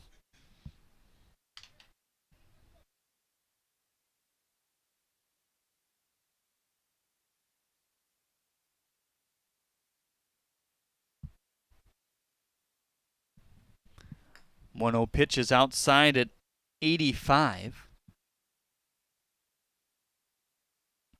Like Love Day on Facebook says, go Beavers. A lot of the commoners calling for some offense here. They want to see the bats, but A.J. Coleman, along with Ty Hensley, have other thoughts. Yeah, I don't blame them. I like to see that when I'm sitting down to watch a game too, but can certainly appreciate these 2 arms as well. 2-1 little excuse me swing. Coleman comes right off the mound and fields nicely there off the sidearm delivery over to first. He's going to induce a lot of those. His ball is deceiving, and when that's the case, there's a lot of check swings. He fields his position well, doesn't he? He does. Another similarity to Doug Pfister, as we've talked about a couple times. But when you're a ground ball guy and when you're getting soft contact, you got to expect those, right? Sure.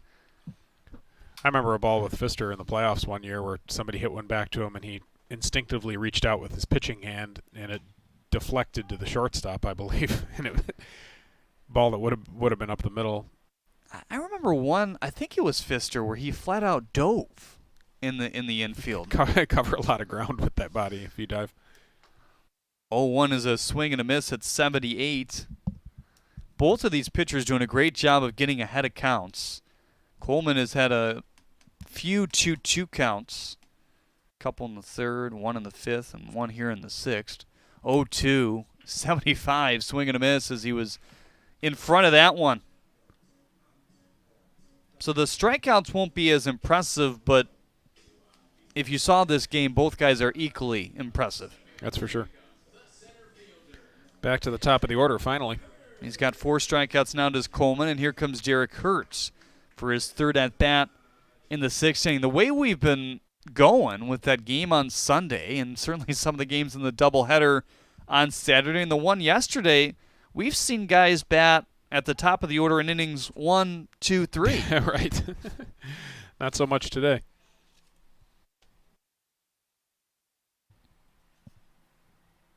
Another first pitch fastball for a strike. Here's the 0-1.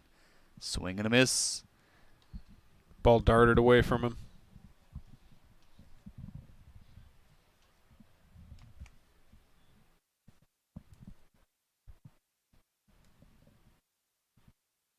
Here's the 0-2 now. Fought it off. Did a nice job fighting that one. That was a tough pitch. Sometimes with 2 strikes on you, that's all you can do. You're just trying to battle up there.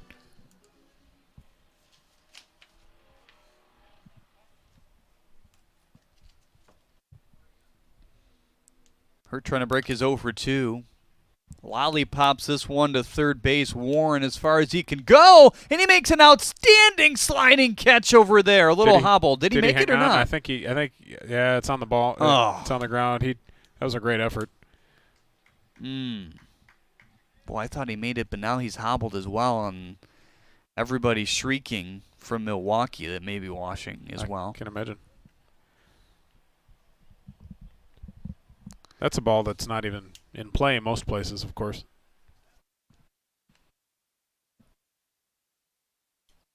Hurt gets another chance.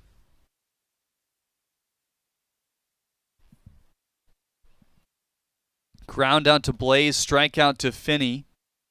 And an 0-2 count to Hurt as he battles from behind. Here comes again, and at 79, he just whittles it foul again.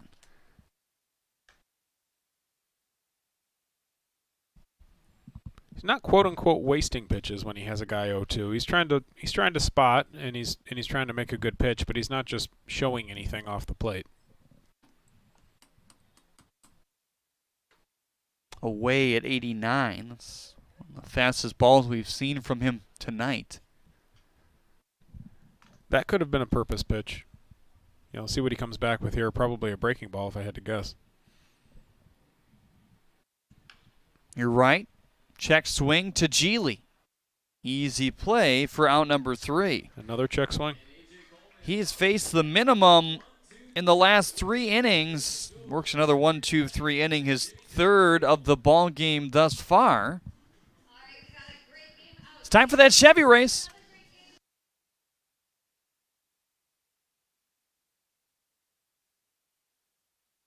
Or check that, it's the Genesis Credit Union Tic-Tac-Toe game, so a new game for us here at Jimmy John's Field.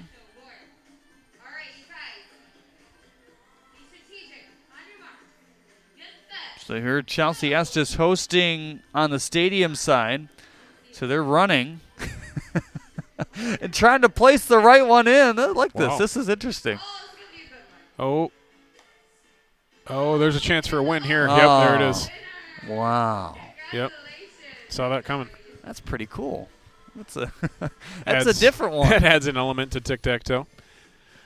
Might be a good time to update everybody with regard to possible extra inning scenarios here. The way it works here in the USPBL, there's a maximum of 2 extra innings, and in each of the frames, the offense starts with a man on second base. So international rules, they call that, but maximum of 2 innings, so we can only go 9 innings total here. And there's certainly a better chance of seeing some scoring in extra innings when you start the man at second with nobody out. Ty Hensley back out there for his 7th inning of work here. Hoping his offense can scratch across a run.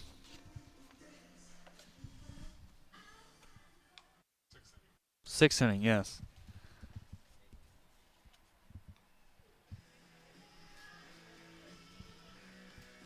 And that's my game lay. I didn't flip over the scorebook. I was looking quizzingly. Like there's 6 innings here, Jeremy. How is it? How is it that he's not pitched 6? But well, this is his first time going into the 6th. So. Coleman has done that, so yep. We'll see if he comes out for the 7th. Price has been tuning up for about an inning's worth here.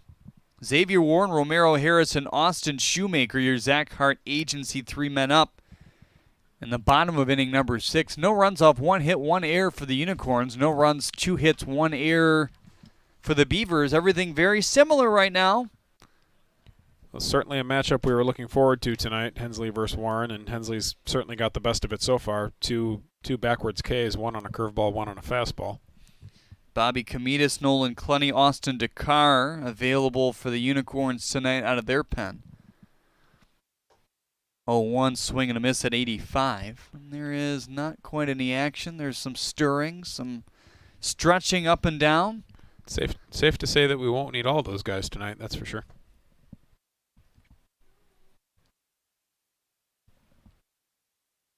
Here's the 0-2 chop foul. I want to send a quick shout out to everybody who made this happen. For us being in the press box, we make fun of it, but we appreciate it, and everyone in baseball ops, we're stealing their territory for the rest of the season, so thank you to them.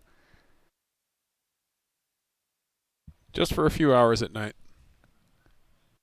0-2 is low. Jeremiah Hergott, our graphics man, was making fun of us before the game, and he says, are you still sore?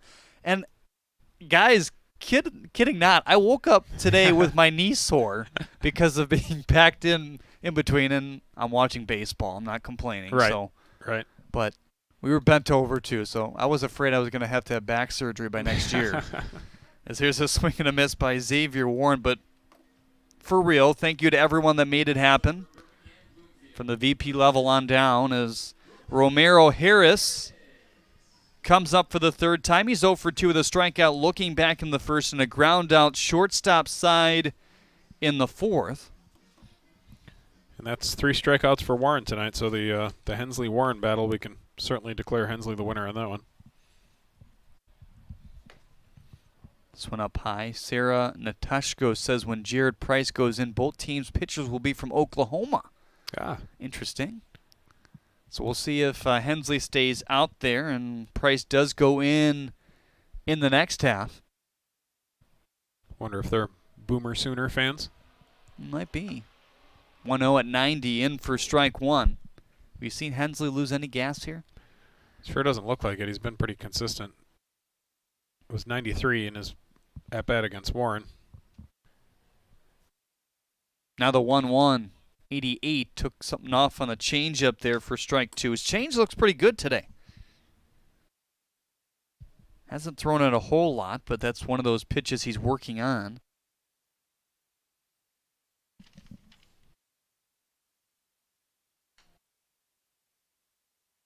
And he's really gone about his business through quarantine as much as you can. I mean, throwing every day and throwing every day still, even though he can't necessarily do it formally here at the ballpark. Maybe yesterday because the Unicorns had their first practice of the season. Right.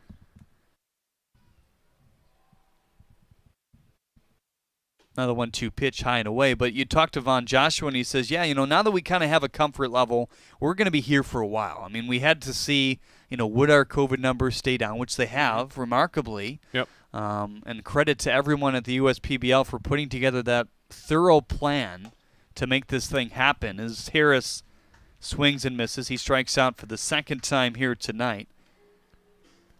But that number one, could we get enough players here? The bell has been answered there, and there's possibly some new guys on the way. We've already seen some filter in.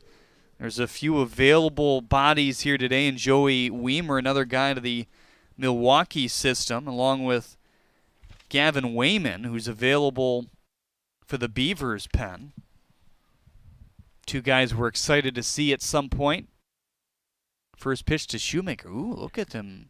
Try to swing around the bunt, taken for strike one. Shoemaker will do that. We've seen that a couple of times this year, and he's pretty adept at it, actually.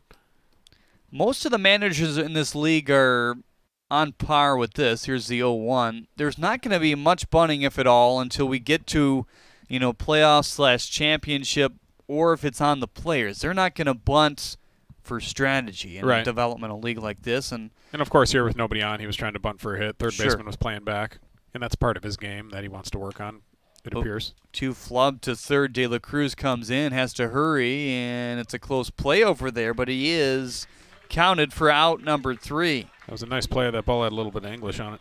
Ty Hensley with a couple more strikeouts. He's now got 12 through 6 innings of action. And now the Chevy race, I promise.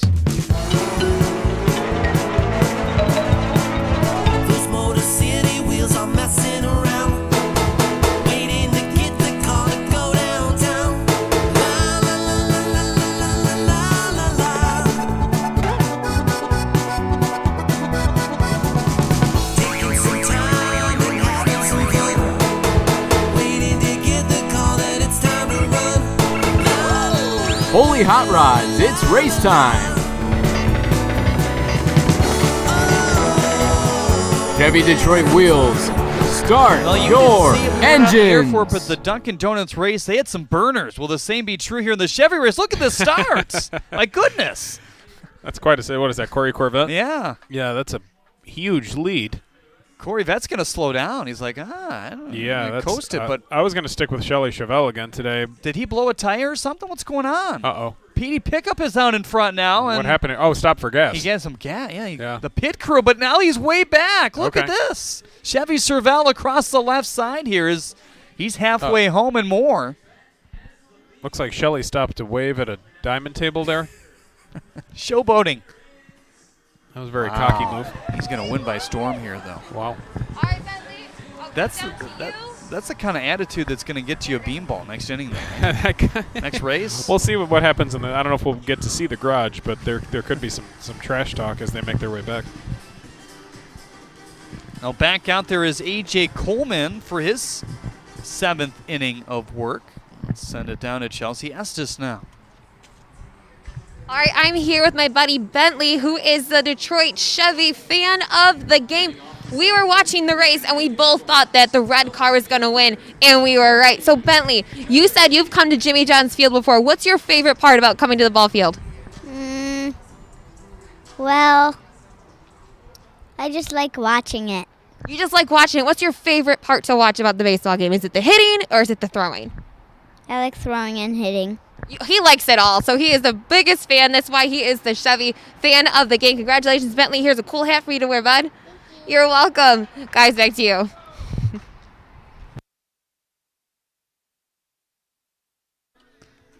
Thank you, Chelsea.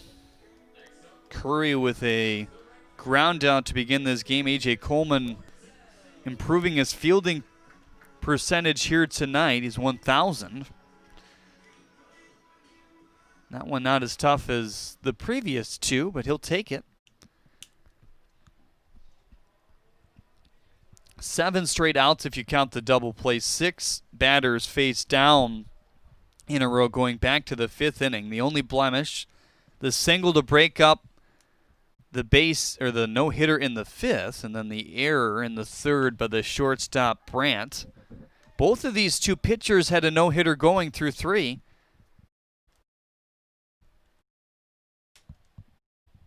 Quickly 0-2 on Ashton Bardzell. In there for strike 3. 75-mile-per-hour slider. Painted with it, too. Decent spin rate on that one as well at 2.285. And Andrew McCoy will try to prevent the hat trick of K's. Freddie Geely has already done that, and McCoy is not going to hit. This is Colin McClelland coming in to get an AB. It's a good move. He's been swinging a good bat lately. Unicorns obviously in need of some offense right now. Colin McClelland, another one of those taxi squad guys. Antonio Torres now the only man left on the bench position player-wise. First pitch to Colin is in for strike 1. Smart move by Coleman there, bringing a curveball on the first pitch that he saw. He's probably not going to pull the trigger there. It's an easy strike for him if he can throw it over. There's still no action in the Beavers' pen, as this one is a fly ball to right. I should say the Unicorns' pen. The Beavers' pen has had some action here today, and that's another 1-2-3 inning for Coleman. 3rd inning in a row that he's faced the minimum here today, and these pitchers dazzling in USPBL action. Let's send it to Leo Ortel, your public address announcer.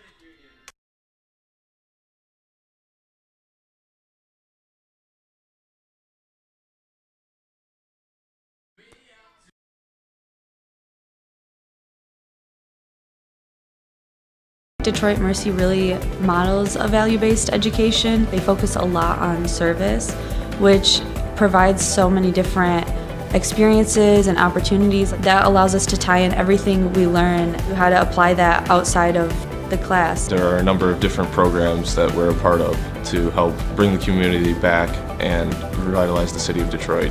Doing service with the community really helps bring Detroit Mercy outside of the gates and to everyone. Detroit Mercy. Build a boundless future.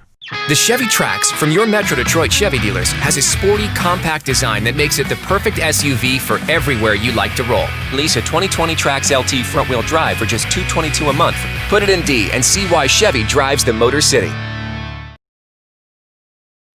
Well, that's a whole new ball game at your Metro Detroit Chevy dealers. Right now, you can lease an all-new 2020 Chevy Equinox LT Forward for just $261 a month for 36 months. Yeah, just $261 for 36 months. Put it in D and see why Chevy drives the Motor City. Visit ChevyDetroit.com. Ty Hensley back out there to face 5, 6, 7 in the lineup here. 7th inning of work for Ty. Your Zach Hart agency 3 men on decks features Ross Haffey, Ron Williams Jr., and Jonathan Brandt. Joey Weimer is available as a pinch hitter. The prospect signed to the USPBL. Haffey, of course, the man that broke up this no-hitter. Pretty good swing by Ross. He's had some good ones in his last 6 ABs or so for this Beaver squad. Can we just call him a Birmingham Bloomfield Beaver now? It's fine with me. I don't think he's had ABs for any other team. Maybe a couple early on in the year as sees that first pitch dive to the outside. He was a Beaver last year too, correct? Yes. 0-2, flubbed on the ground shortstop side. Cutting that off is De La Cruz, and he had some time with Haffey running for out number 1. They may not have had everyone on that ball. Haffey not the fastest guy, but a nice job there by De La Cruz to come off and cut that ball off. It would have been a tougher play for Malik Blaze coming all the way in. 84 pitches for Ty Hensley, 12 strikeouts. Ron Williams Jr. next now. He had a walk back in the second and a fly out in the fourth.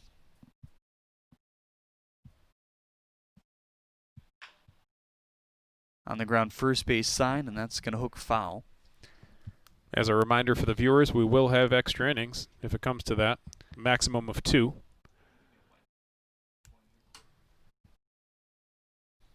Jonathan Brandt would be next. I don't think I've ever gotten the chance to set this defense because Hensley's done so good. You have Curry in left center is hurt. Barzell in right. De La Cruz at third. Blaze at short. Bavley at second. Snyder over at first. And Finney behind the dish here tonight. Looks like we do have action in the Beavers pen there. Is that Price down there? Still, yep. Yep. Nothing in the Unicorns pen down the right field line.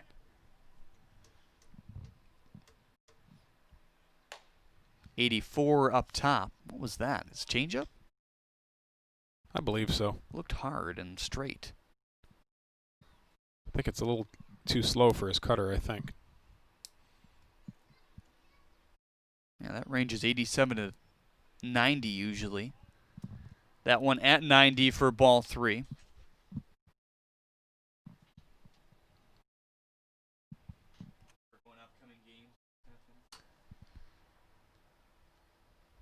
Ron Williams Jr., 5 for 20 coming into tonight. Coach's 4th walk of the year back in the second as he looks at strike 2. Victoria Chambers on Facebook says, let's get some runs. Perhaps said in a Harry Carey voice, a la the 7th inning stretch. Yeah. 3-2 high and away. Another walk for Williams. Ever been to Wrigley?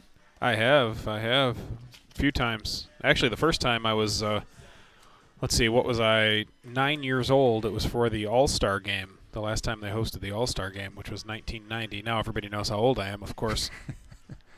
But that was a cool experience. I've only been on the outside. I really want to get inside at some point here soon. Yeah, it's tremendous. And they put a lot of work into it now. It doesn't feel as old as it did at one time, but it still feels very classic. It's a great experience. Of course, you want to spend the whole day there, you know, go to the bars leading up to the game, things like that. I was there for the Winter Classic as well. Were you? Yeah, Red Wings and the Blackhawks. That's cool. That's about as unique of an event as you can go to because when they have them in baseball stadiums, it really feels like a combination of college football with the tailgating. Obviously, it's hockey, but also baseball because it's a baseball park. So it's really a unique event. You got some unique sight lines, too. Oh, yeah. In a baseball stadium for sure. Runner moving to second base. Good pitch to throw on here. And Finney is going to say, not so fast. Blaze applies the tag for out number 2. It's worth a try at this stage. You know, they're desperate for offense. He didn't get a great jump there. Maybe should have shut it down after his jump, but definitely worth the try. So Hensley, one pitch away through working through 7, 94 as he brings out everything here in the 7th. We've seen a 92 and now a 94. We've seen it as high as 96 tonight. That was in the middle innings.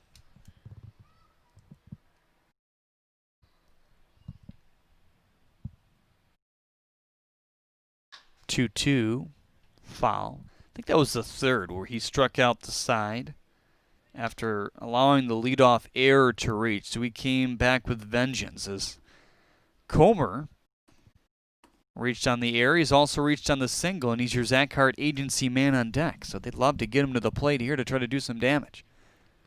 2-2 is fouled off. The only man to slightly figure out Ty Hensley this evening. Doesn't look to me like any of his stuff is falling off here in the 7th. Linda Brenner asks on YouTube, is Joey Weimer playing? Here's the 2-2 pitch. Little floater to right. That might be enough to get down, and sometimes that's all it takes, a bloop and a blast, yeah? Yeah. Ron Williams probably wishes he was still on base now. That could have a couple guys on and one out. They'd have something going. So, Linda, to answer your question, he is available. He is one of 2 position players on the bench here today because this is his first available action in terms of being on a roster. He's going to be a taxi squad guy to begin the year. Not sure he'll see an at-bat here today, but we'll see. He may. Justin Ornda thought he was over-swinging a little bit in BP earlier, as this one is high and tight. But remember, he hasn't played in forever, just like most of these guys. Yep. Just because they're professionals doesn't mean they're not human beings. You know, it's going to take a little while to get up to speed. Comer has perked up lately at the plate. Now 3 for 19 with a home run and 5 ribbies driven in. Well, if we see a gap shot here or something, we may have a chance to see our first walk-off of the season.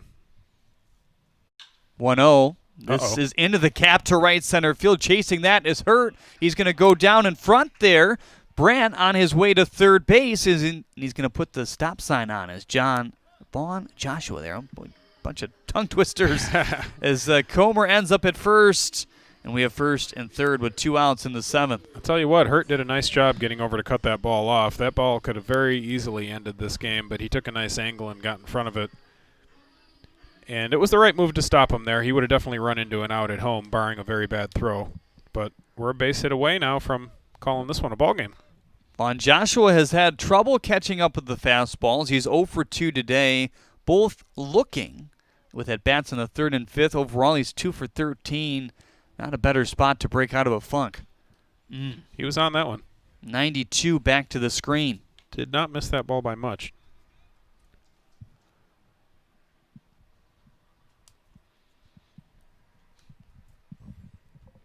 Thomas moved down to the 9 hole, maybe to try to bring some of that pressure off him.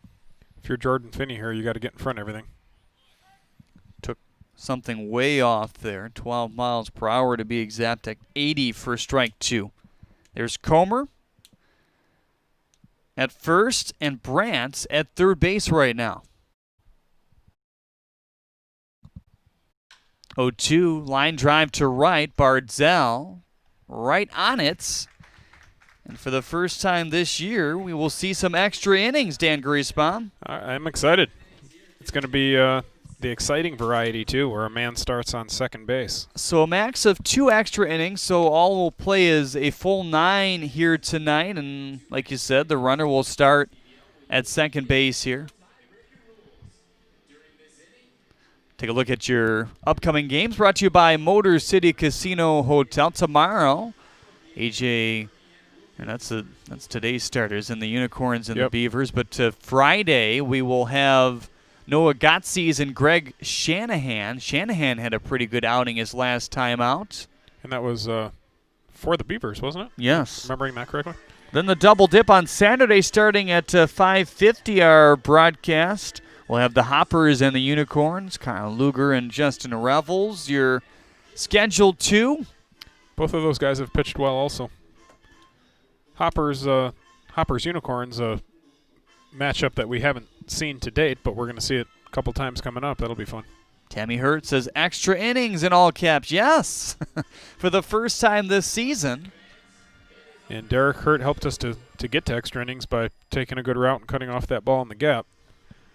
A.J. Coleman officially done as Jared Price checks in for him here in the 8th. Really solid pitching, though, by Coleman. I mean, you look at his only quote-unquote jams. I mean, he saw a runner reach base in the 3rd inning off the air to Brandt. That was with 2 outs and immediately got a ground ball right back to him, made a nice play.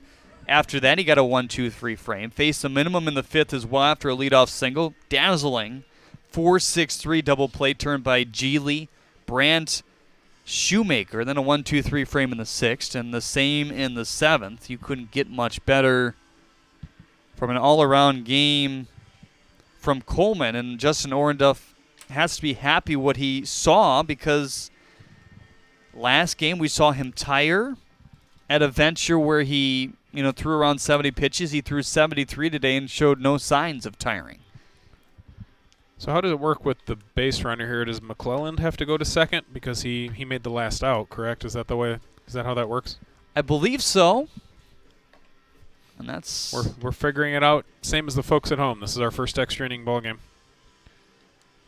De La Cruz, Bavley, and Snyder, your three-man due-up, brought to you by Zach Hart Agency. De La Cruz today broke up the no-hitter from Hensley back in the 5th. Or I should say the no-hitter for Coleman. It's confusing because both guys had a no-no. And the previous inning started with the guy breaking up the right. no-no, and again we're doing it again here with the 5-hitter. Yep. De La Cruz. So how do we do this strategically? Do we think about moving this runner over from second base right away, or as the visiting team, do we hack, whereas the home team would maybe move him over? It'll be interesting to see how they handle this. Just me, and you have much more baseball experience than I do, but I say play it safe for inning number 8. See what happens, and if you have to have a 9th, then start to get aggressive. Could be.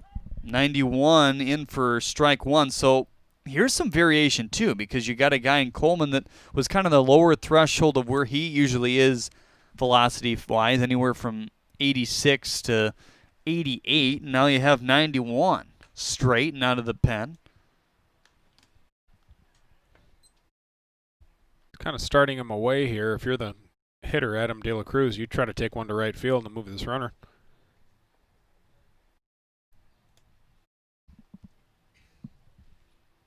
One bounce it. That's an easy way to move a runner. No chance really for Comer behind the dish that time. And that will move up McClelland to third. So how in the world do I put this in my book? Do I just go the base runner above? I think how you mark it in the book, that's a great question.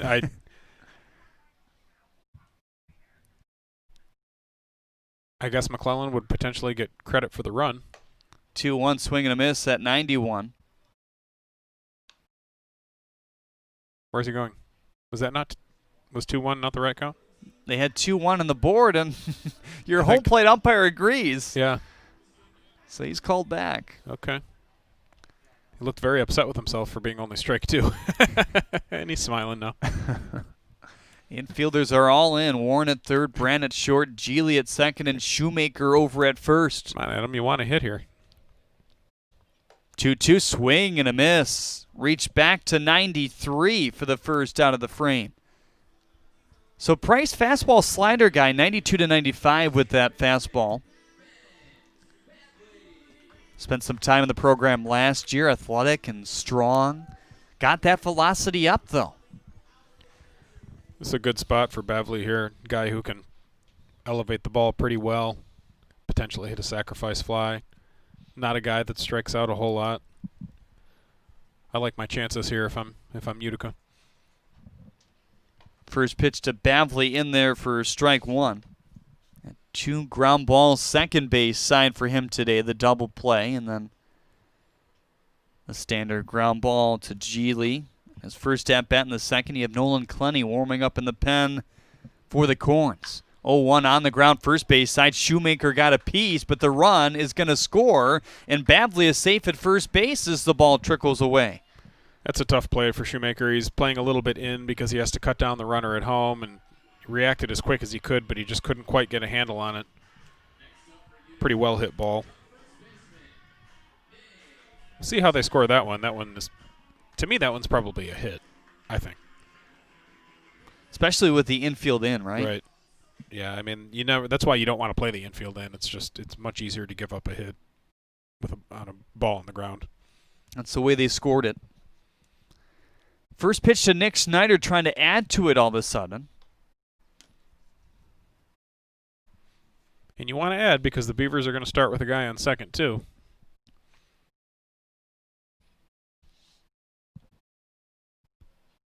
Oh, 1 slider. Real close ball taken there.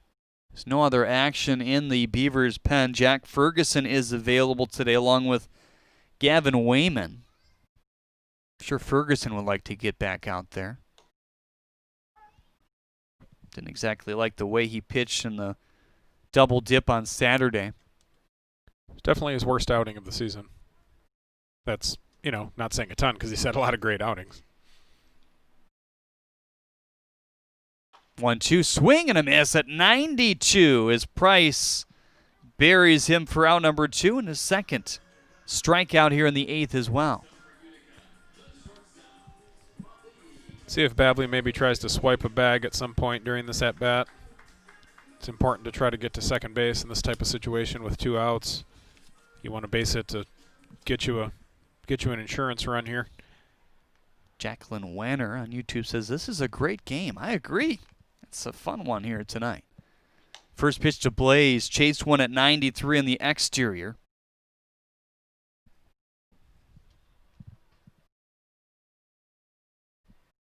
Jordan Finney is on deck, your Zach Hart agency man on deck.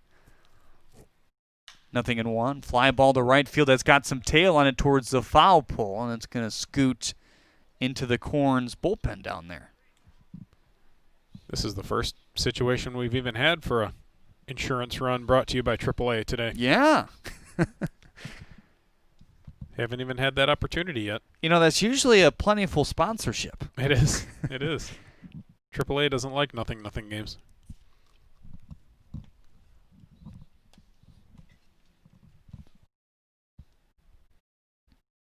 Here's the 0-2 now. Outside at 82.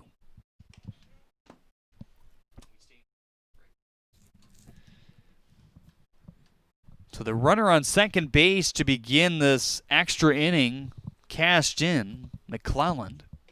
Swing and a miss at 82. Good job by Price to reel it back in. In the end, he strikes out the side, Dan Griesbaum here.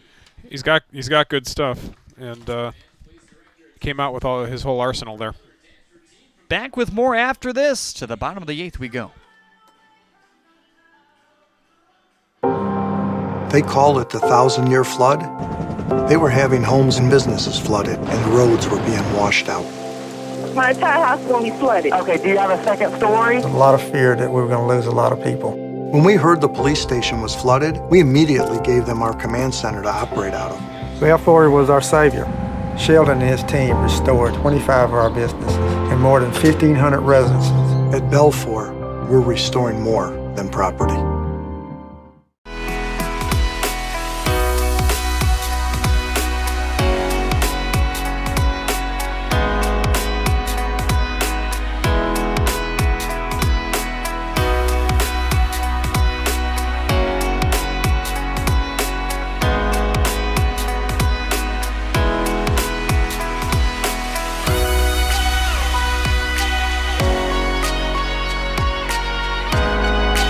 Throughout your life, from big moments to ones well-earned, we're your financial guardian angel. Alliance Catholic Credit Union.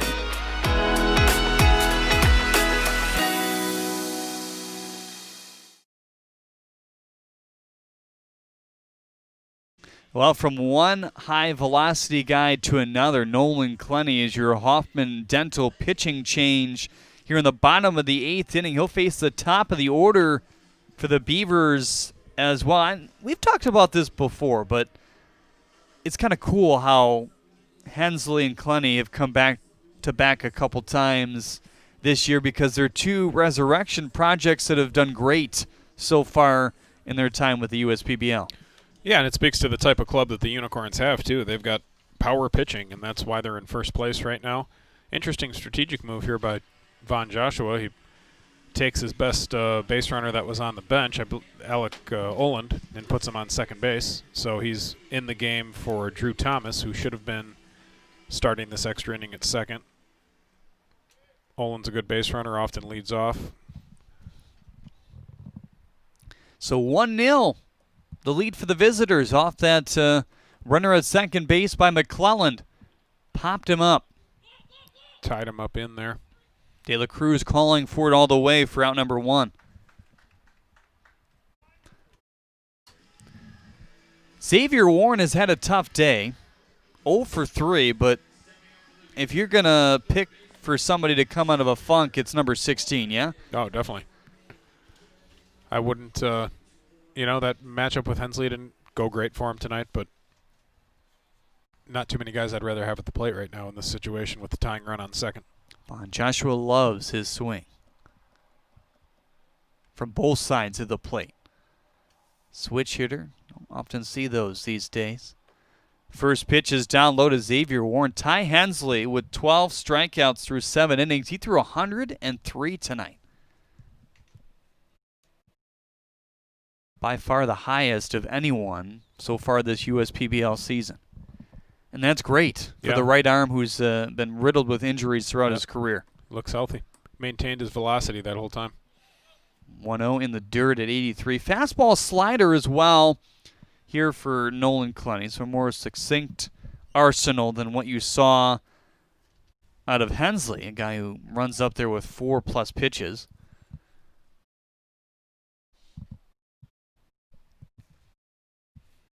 Falling behind Warren, that's dangerous. 2-0, got him guessing.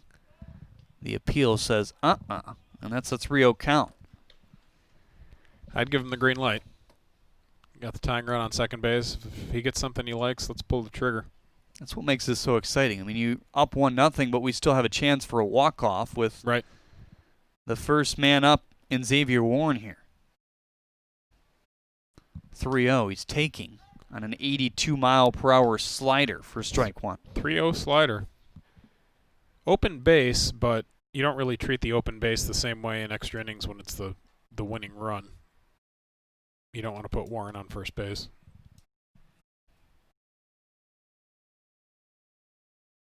(3-1), just chiseled foul.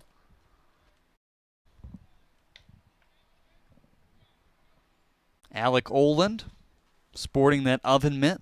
We've seen that more and more throughout baseball. An effort to not jam your thumb, yeah? Yeah. It's like a sliding device.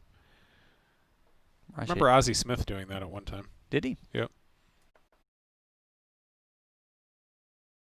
3-2 in there for strike 3. 93 miles per hour. Clenny punches the ticket to the dugout here in the 8th. And that's 4 for Warren tonight. I would have bet we'd never see that. Now you search through his college stats. Maybe we can get the Central Michigan Sports Information team to work on that for us. But I don't know. I'm with you. I don't think that's going to happen ever. The golden sombrero, they call that, the 4 strikeout performance. See if one of his clever teammates digs up a sombrero somewhere. Sharp slider at 84. Spin rate of 2362, one of the better ones we've seen tonight. So that's literally 2,362 spins. It's a lot of spins. Right. I'm not sure exactly how they determine that one. We'll have to discuss that with our baseball ops team, exactly how that number is determined. Rotations per minute, I'm way off. It's RPMs, right? Is that correct?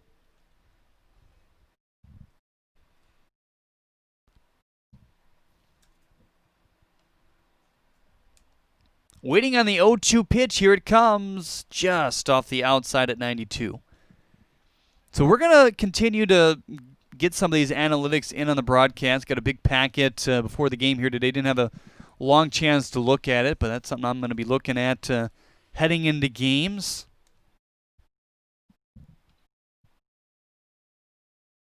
1-2, fly ball to left field. That's chasing Curry back to the track, looking up, and he makes the catch out there. Oh, wow! The difference between the end of the game and the end of the game. That was going to end the game one way or the other off the bat. My goodness. Curry, no panic. He got back and robbed him of a 2-base hit and the game-tying run, to say the least. We get a look at our YouTube monitor. Yeah, he crashes into the Weingart sign in deep left field, about as far as you can go without that one being chased out. And Harris nearly had his third home run in as many games, Dan. That's what you call making a bid. He made a bid to end that game, and Harris probably has as much home run power as anyone in the league, and off the bat, that looked like that one had a real chance. Well, Chelsea Estes is back with our player of the game when we get back here on the USPBL Network, presented by AtNip.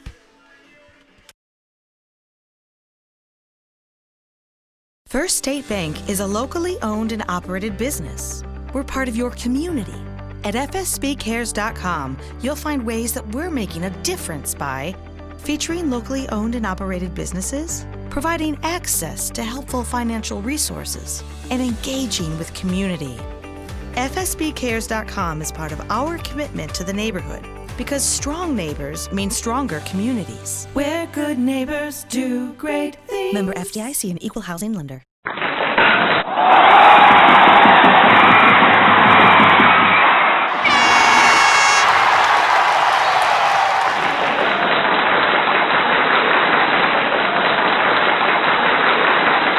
From the very get-go in your major, you are doing things involved with your major. And they really do a good job with finding professors that not only know what they're talking about, but know how to teach what they're talking about. Here, the professor cares about your success and is willing to work for it with you. You get the intensive care from each professor. You get the interactions with different students both in and outside of your major. There's always something happening on campus. There's always something to do. Go visit campus and really experience everything that campus has to offer. Once you do that, it makes up your mind for you. Detroit Mercy. Build a boundless future. Oh, great. Up here in the booth around the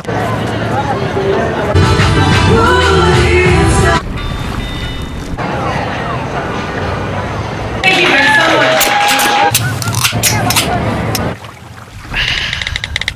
much. Give it.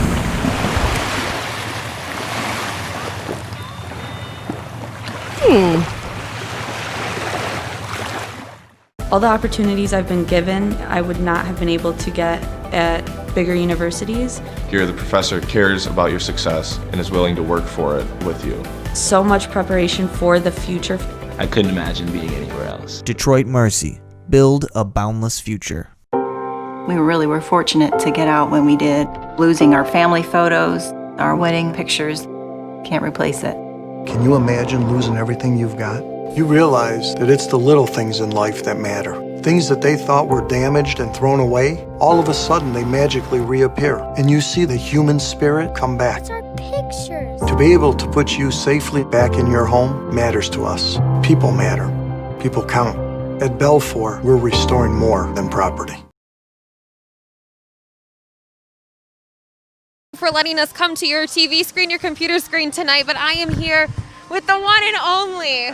I can't play favorites, can I? It's kind of like, as a teacher, you can't have a favorite student, but Mr. Ty Hensley, he had an outstanding night tonight. Let's review these numbers for you, Ty, and for everyone at home. You had 7 innings pitched, so a full game today, 4 hits, 0 runs, and 12 strikeouts. You had Nolan Clenny come in and back you up. Dude, you've had an amazing start last season. Your season carried over into this season.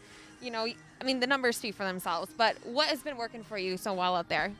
I think just kind of getting back to having fun out there again. I think towards the end of last year, I kind of got in a role where I was really enjoying, being back out there and everything. And then I spent this offseason working here with Duff, and I think we made a lot of good adjustments. And I still think from time to time I kind of get away from it a little bit, but I think I'm getting more and more consistent. So I think baseball is all about rhythm and confidence. Once you keep it going, I think it's easy. So you said confidence, and I said sitting here, even the most confident baseball player going up against you has a little fear of, oh man, it's Ty Hensley. I don't know what's coming. Nick, you've been fantastic, your command. But sitting here today, I was able to listen inside the dugout with Skip. He's awesome, but what he was saying is back each other up, always consistent, always positive. That's what I noticed over here with playing with these guys. So what's it been like playing with this new batch of players from last year coming into this year? It's been great so far. It's been kind of weird, just obviously given the circumstances, but we haven't really had many we haven't had any team practices really. It's just been kind of, stay on top of your work and get everything done. It's easy for me. I'm a pitcher. I just got to throw, lifts and stuff like that. But I'm really proud of like the group of guys, especially just gelling together so quickly because we were all just kind of drop of a hat had to be ready to go. So no, I'm definitely really proud of all the guys so far. So Absolutely, it definitely shows. And so you guys are still on top of the league with everyone still in first place. But you know what? I just want to say it's so good to see you. And it's funny, I had my notes from last season, and at the top I have in quotes. So I think someone said this. I don't know who this one said. Ty Hensley, poster child for USPBL. So it definitely shows. We'll take it, right? You might want to, put that in on your room or something on a flag. Anyways, everyone, Ty Hensley, he is the player of the game today. Congratulations, my man. We'll give you an air high five, right? All right. Jeremy and Dan, back to you guys.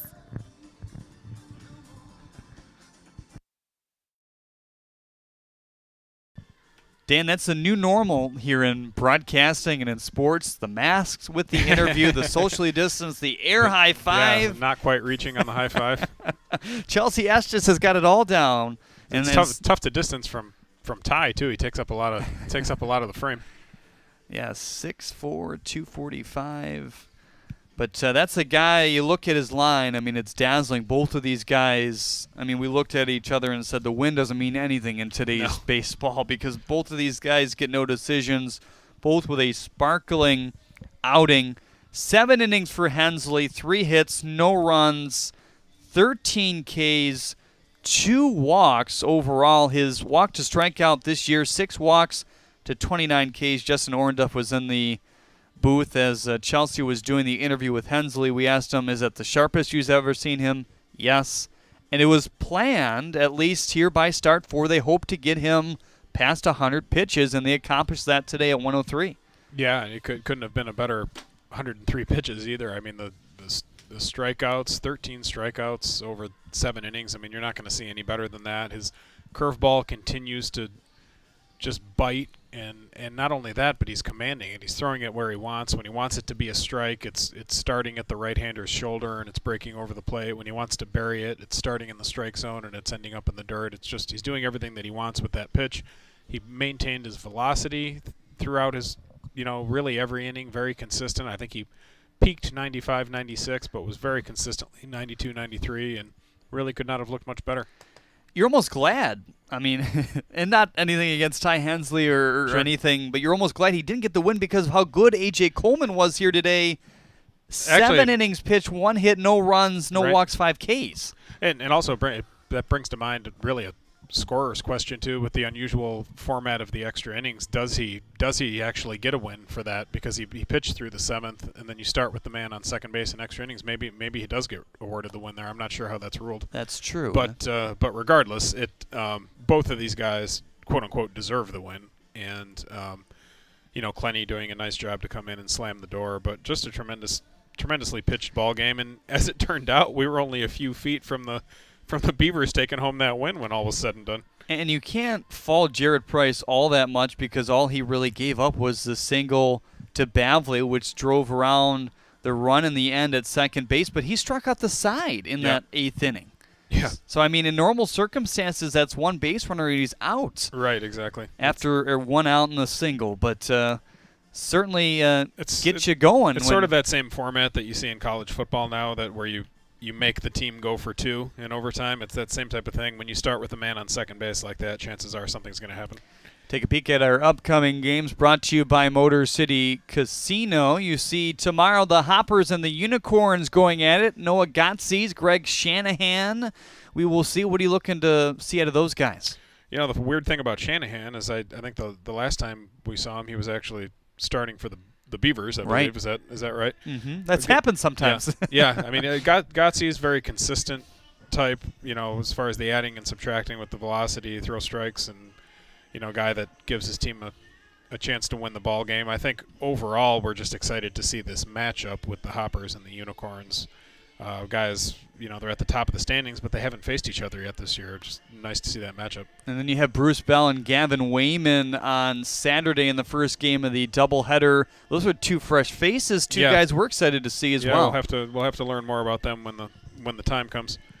Well, thanks so much for tuning in here today. What a game. You love an old-fashioned pitcher's duel. We saw some offense in the 8th innings, respectively, but a great job by Hensley, Clenny, Price, you throw him in there, Coleman as well, all did a great job overall. 1 run, 1 hit, 1 error, the winner here today for the Utica Unicorns. We will see you tomorrow for a 7:05 start. For my broadcast partner, Dan Griesbaum Jr., my name is Jeremy Otto. Have a great night, everyone.